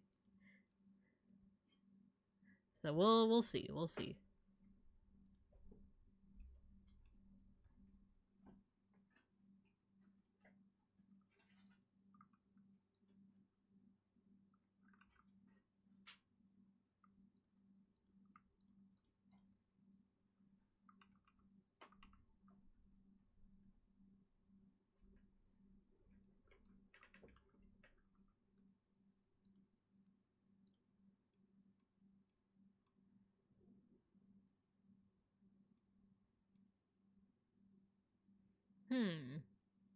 Now that I'm thinking about it, it looks like, even when you compare it to like all the other models, because the hair is so big on everyone else, that he still comes off looking really small.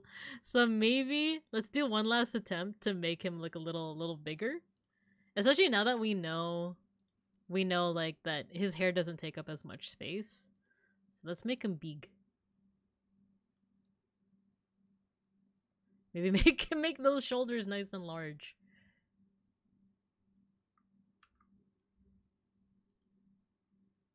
Symmetry tool.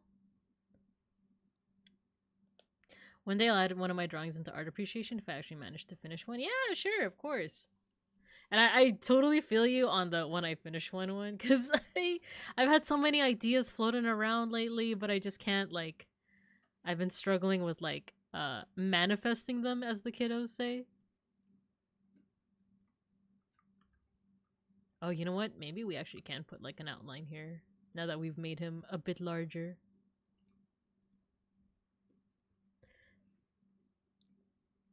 Guys, I'm at the stage where I want to make Digimon OCs. I haven't done that in a minute. Not since I was but a kiddo. That's how far deep into the sauce I am. Become wide! We actually can widen him up now that I think about it. Let's we're gonna cut him up a little bit. It hurts to say that to my dear friend, but we could do something like this.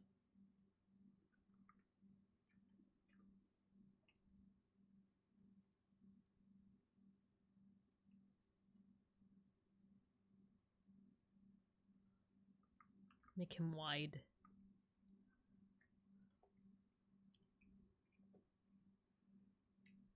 Return after making a Digimon deck and having dinner. Ooh, what kind of deck is it, if you don't mind me asking? I was chatting with Beans, and we are gonna pull the trigger on getting some Digimon, some like physical cards. And I want to get the deck that has both Anjuwomon and Lady Devimon, and he wants to get the deck with Kabuterimon because it has our favorites. But yeah, beeplebees, in terms of like the OC I want to make, I talked about it in I joined the Karn EX Discord. I want to make Okay, so like I said, I'm gonna be doing a educational stream in a couple of weeks about the Olympus 12, like the ones that are based off Greek gods. And as I was making it, I was realizing, oh, there isn't a Persephone Digimon. And I'm like, oh, what if I could be the change that I want to see in the world? What if I could make the Persephone Digimon? I would name her Prosperimon. And I was actually theory crafting in the Karn EX server. I actually like already came up with a lot of ideas, but like I was able to flesh out a couple more things through the server. But it's stuff like let's see, Chaosmon Axel deck. I got a bunch of the cards, but I built it using silly unofficial client. Oh, I see, I see. I got the Mastamon deck. Yeah, I know I talked. Yeah. So like I want it to be like based off Persephone, and the thing with Persephone is that she's a very mysterious figure because like a lot of people might be familiar with the myth about her like getting kidnapped and like being taken to Hades and becoming like the wife of Hades and becoming the queen of the underworld. That is like a really like kind of like primary story for Persephone, but it goes even deeper. It goes, and I'm not talking about those like Tumblr-esque stories about like, oh, actually, she waltzed into the underworld and she willingly became Hades' wife. That's apparently like a modern reinterpretation of her myth, but like there's like a lot of implications with like some of her epithets or her titles over the years, over like the ancient history about her, that implies that she used to be she might have even been an underworld god, a goddess before she was known as like a spring goddess. So this is all just like theory, this is all just conjecture, but I think it's an interesting one. So that's one that I want to explore. So I would want Persephonemon, or rather Prosperimon, to have kind of like two modes. And one mode would be like her road as the spring goddess, and she would resemble more her mother, like Cerismon. But then there's her other mode, which is called like Despoina mode, which would be more of her aspect of being the queen of the underworld. So she would resemble Plutomon a little bit more, but she would still be herself. But like on one hand, she resembles Cerismon, and on the other hand, she resembles like Plutomon. So I just think that would be a cool thing. I just have to like make it go from my brain to the canvas, to the virtual canvas. You know what I mean? It's a cute modern comic series about the whole. Is it Lore Olympus? I've heard mixed reviews on that one, but I did read a couple of, especially from like I said, I have colleagues that are more into like they're on like the academic side of those things, like they know like all the things that I was talking about.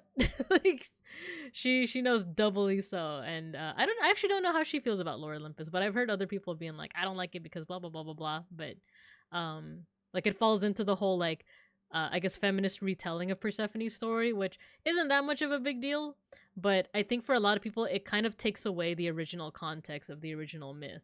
But at the same time, the original context of the original myth was always changing, even in like ancient times. So I don't know, it's definitely like a mixed bag.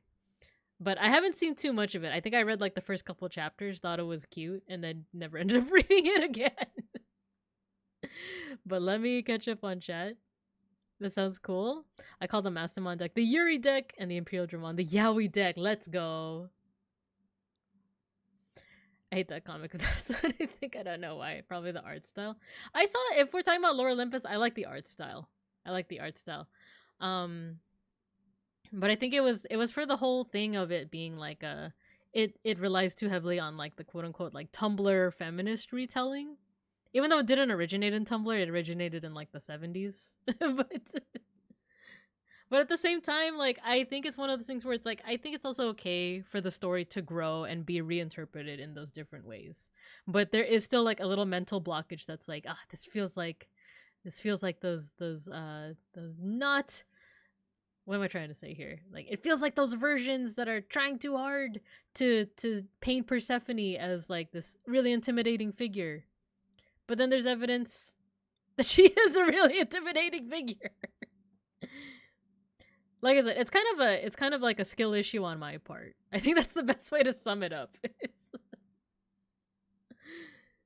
It's like in the moment I was like, it's too Tumblr for getting my roots. But then the more research I was doing, the more I was like, actually I think it's okay. Who said Binka can't cook? This food is immaculate. That was it. She was like, college in Hades was middle-aged guy. So yes, but the thing is, that's how it was in the original myth too.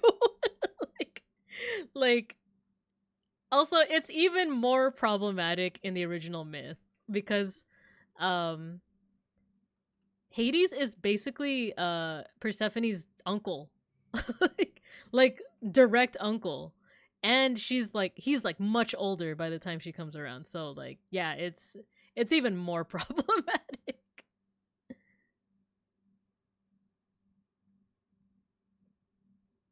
Everything's problematic in the original mythology. Yeah, I mean everyone's marrying their direct sibling. But also a lot of times, especially in like Egyptian folklore, the reason why that was is because, well, how do I say this? Mythology is also many times political. Sometimes mythology is used to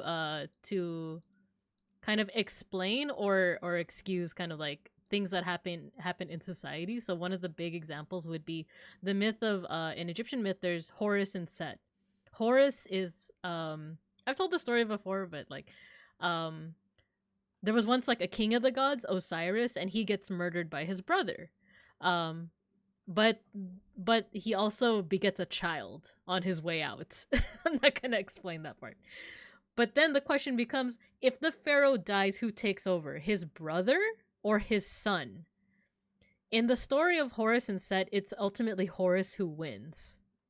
So, that was one of the stories I was used to say that like, oh, in real life, when the pharaoh passes away, it should go to his son. It should not go to his brother.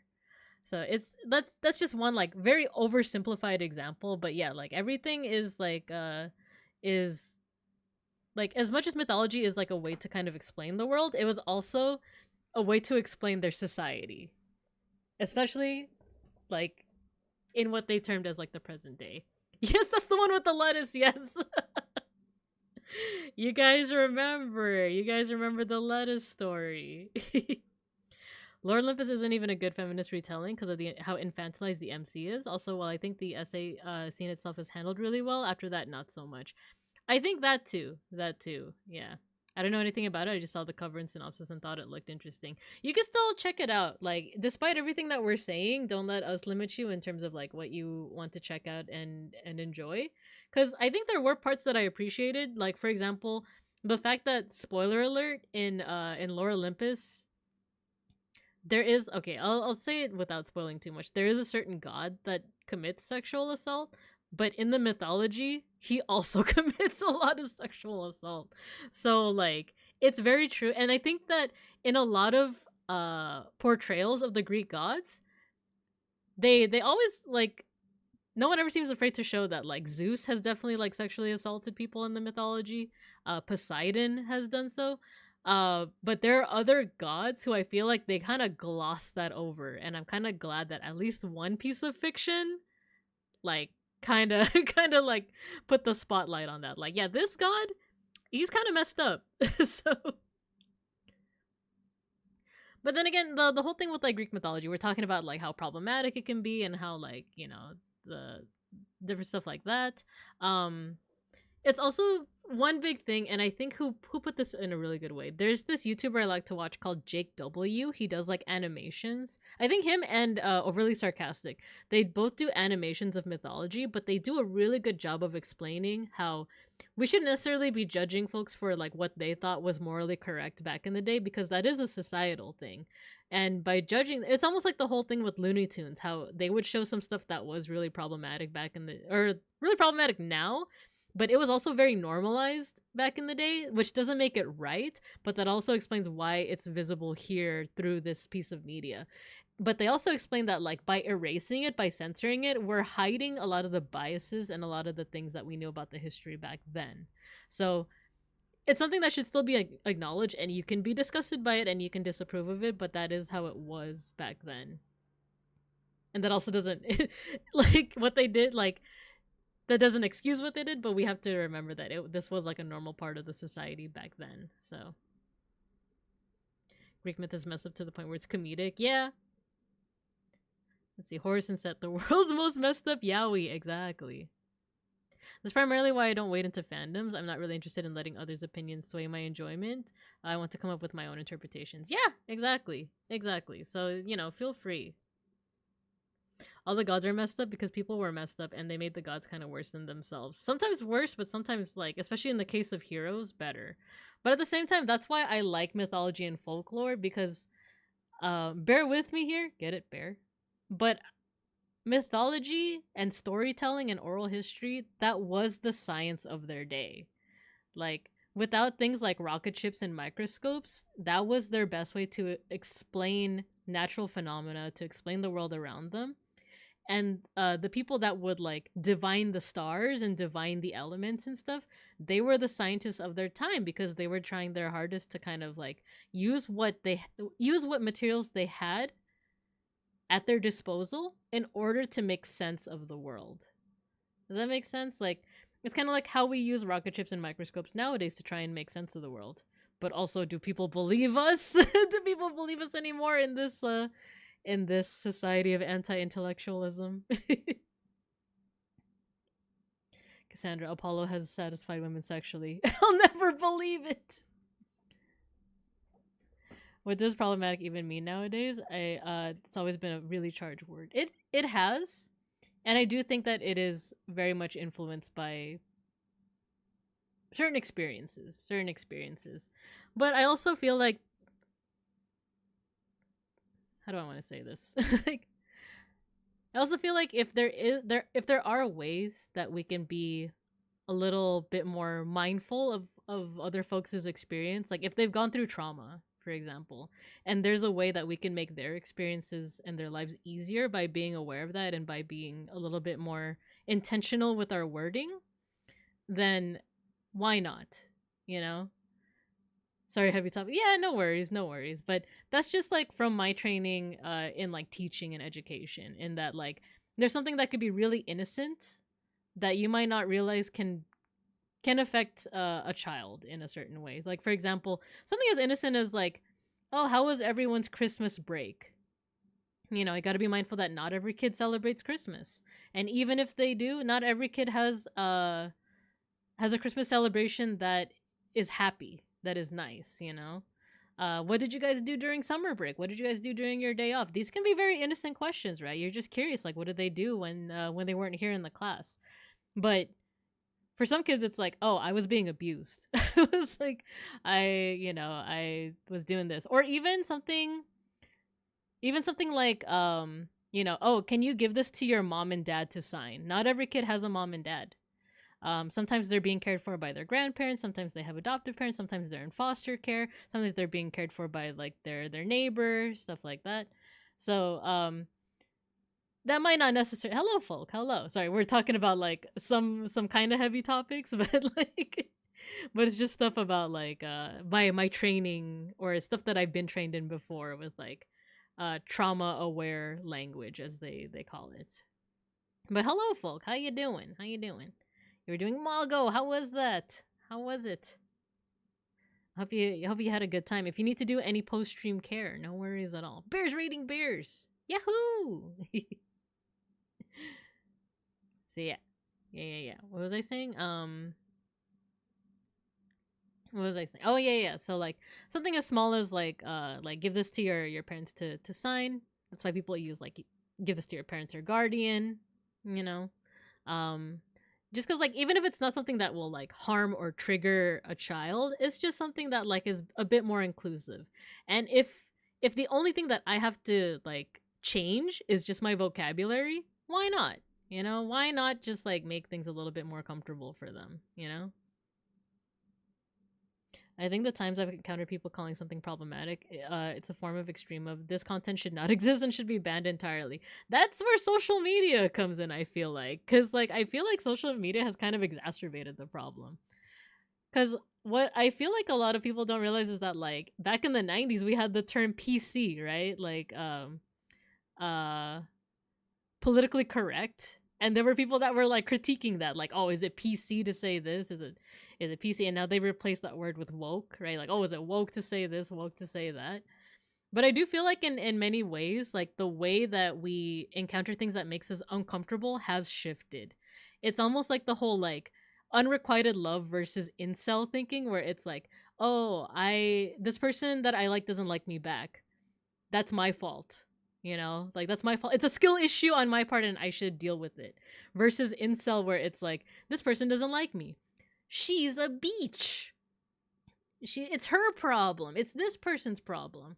So I feel like there's a similar thing with yeah, like saying that something is quote unquote problematic, because then it's like, oh, this makes me uncomfortable, I should step away, versus this makes me uncomfortable, you need to like you need to take this off of the internet.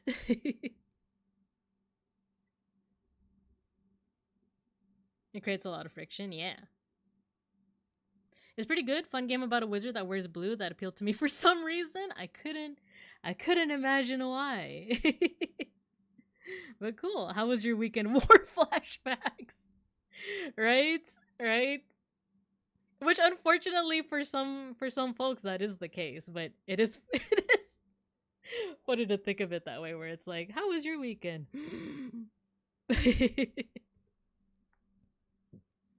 I think it's because it's like I said, it's dealing with kids. And I as someone that's in education and someone that like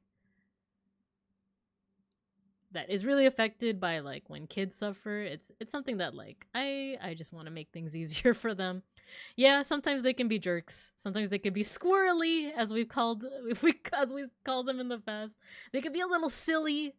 They can be a little bit disrespectful, but like at the end of the day, they're the next generation. They're growing. They're learning. And how many of us were actually perfect as middle schoolers?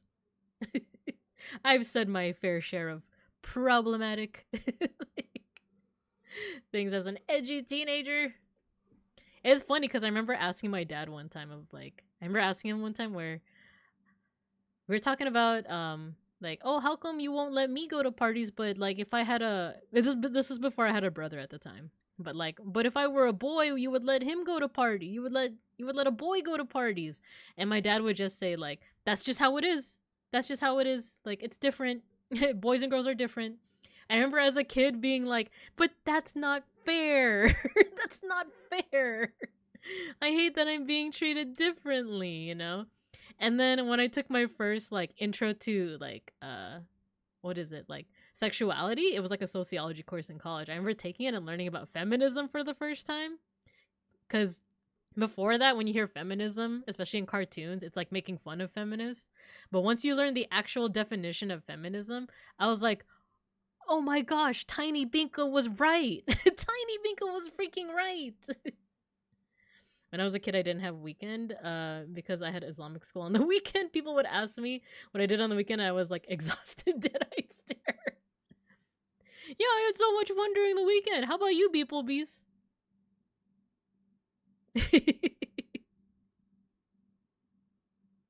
Or let me see, do I have a toggle that can like how was your weekend, beeplebees?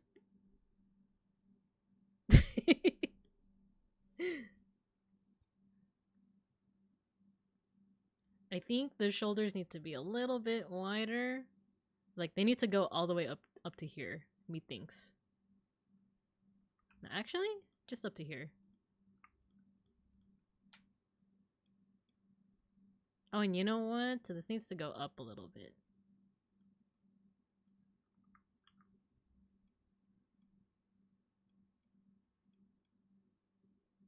He is pretty broad. Yeah, he is.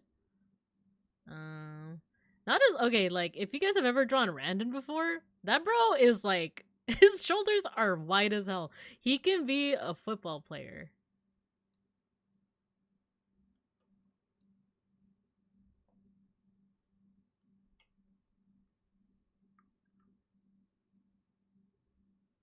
Wait, why isn't this going down? There you go. And then we extend.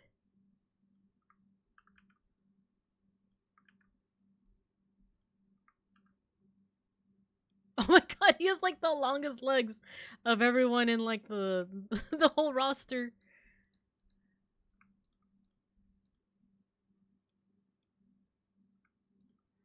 Wait, we need to fix this. What if we do something like that? There we go. Bro's got legs for days. There we go.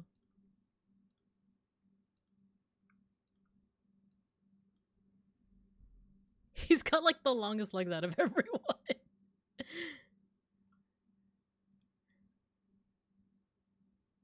So maybe we bring this down by one pixel.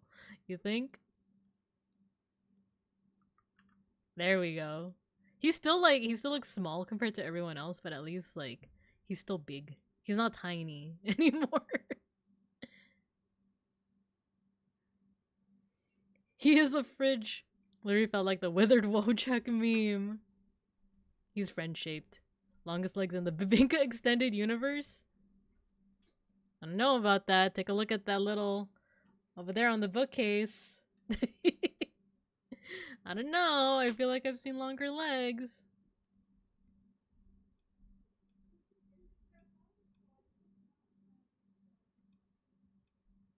Alright, let's repair the design.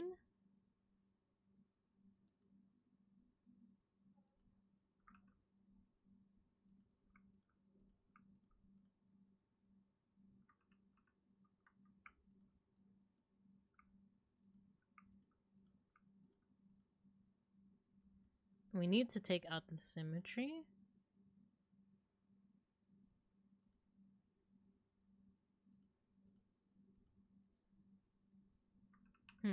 How did I do this before?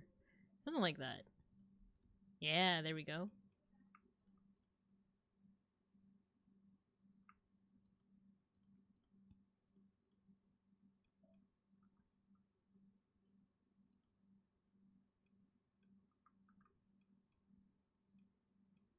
There we go. I think I'm pretty close to calling it done. Let me just do like an outer outline and see how that fits.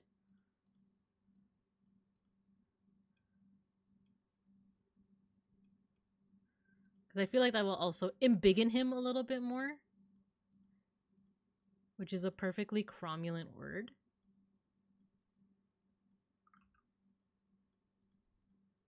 Eek. There we go.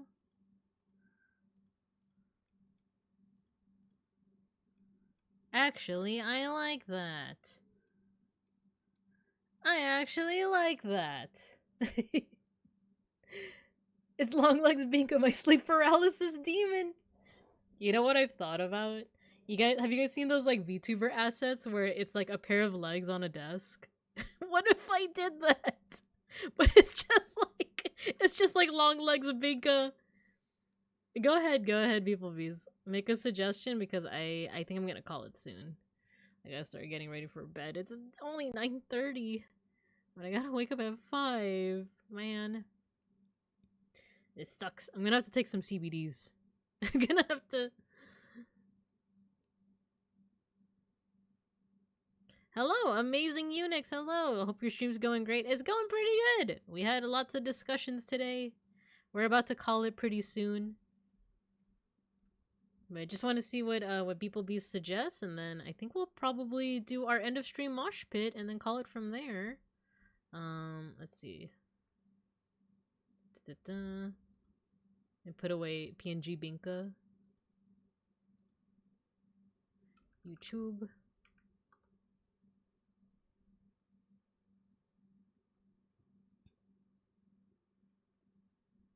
Never mind. Okay, no worries, no worries. Okay, what are we moshing to today? Ooh, we could do outer science. Underwater liminal mosh. Let's do outer science. I kind of want to do that. Oh, freaking ads. But yeah, we pixelated 2 folks today. We pixelated Almantas VT. We pixelated Fluffy Alpaca. I'll be sending this to them. And we're gonna mosh. I know, no YouTube. At least not on my Babinka Bear account. I have it on my Pow Pandan account. But okay, so tomorrow's art appreciation. It might be late because I'm gonna be coming in from a school. I might be, yeah. Well, we'll see. We'll see. But yeah, otherwise, let's go ahead and mosh. If this is your first time moshing with us, all you gotta do is when you hear the music, we're gonna spam some emotes, and I'm gonna make your little avatars fight each other, and then we're gonna raid out. All right. Actually, let me make sure that I stop raids. There we go. All right. When you hear the music, get started. Open up the pit. I'll put it a little louder. Open up the pit! Ah.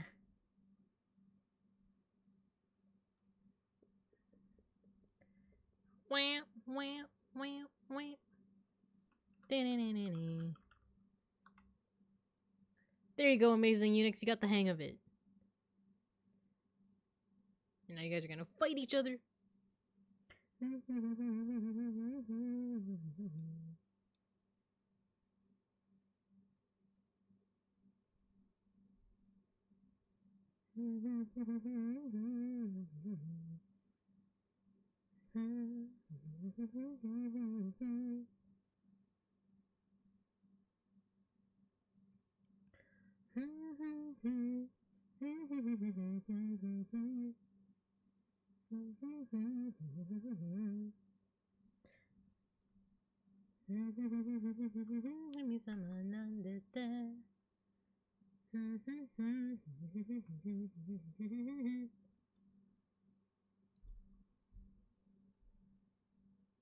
Yo, Owen's our first winner. Let's go. He opened up the pit.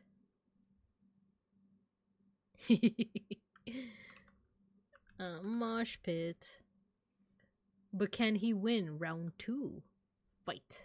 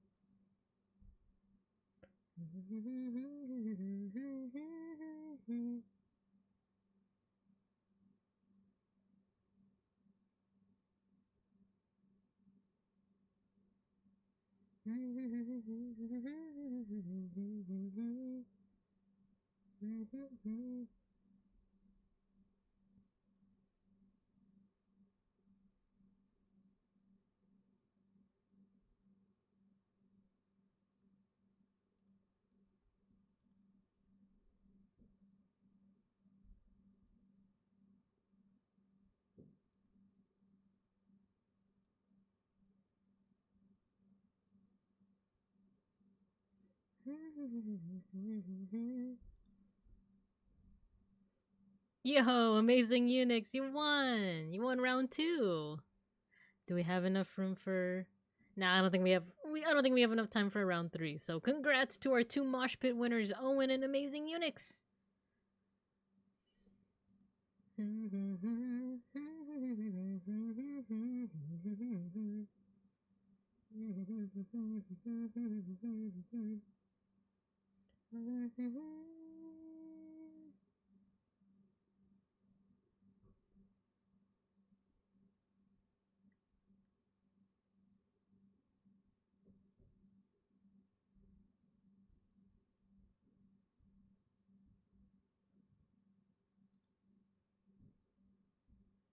Nice. Your little guy did it. Alright guys, we're gonna raid into Majin Phil. He's a Legend of Zelda speedrunner, but I think he's doing his first playthrough of Wind Waker, which I've actually never played before, but yeah, we're gonna go ahead and raid into him. I'll see you guys tomorrow, hopefully, for art appreciation. Let's go to our outro. Oh no, wrong outro. There you go. So thanks for tuning in while we pixelated some friends, some oomfies. We're gonna go ahead and raid. I hope you guys have a good morning, afternoon, or evening, and as always, I'll see you guys when I see you guys. Yippee! Woohoo! Yeah, thanks guys, thanks. We raid.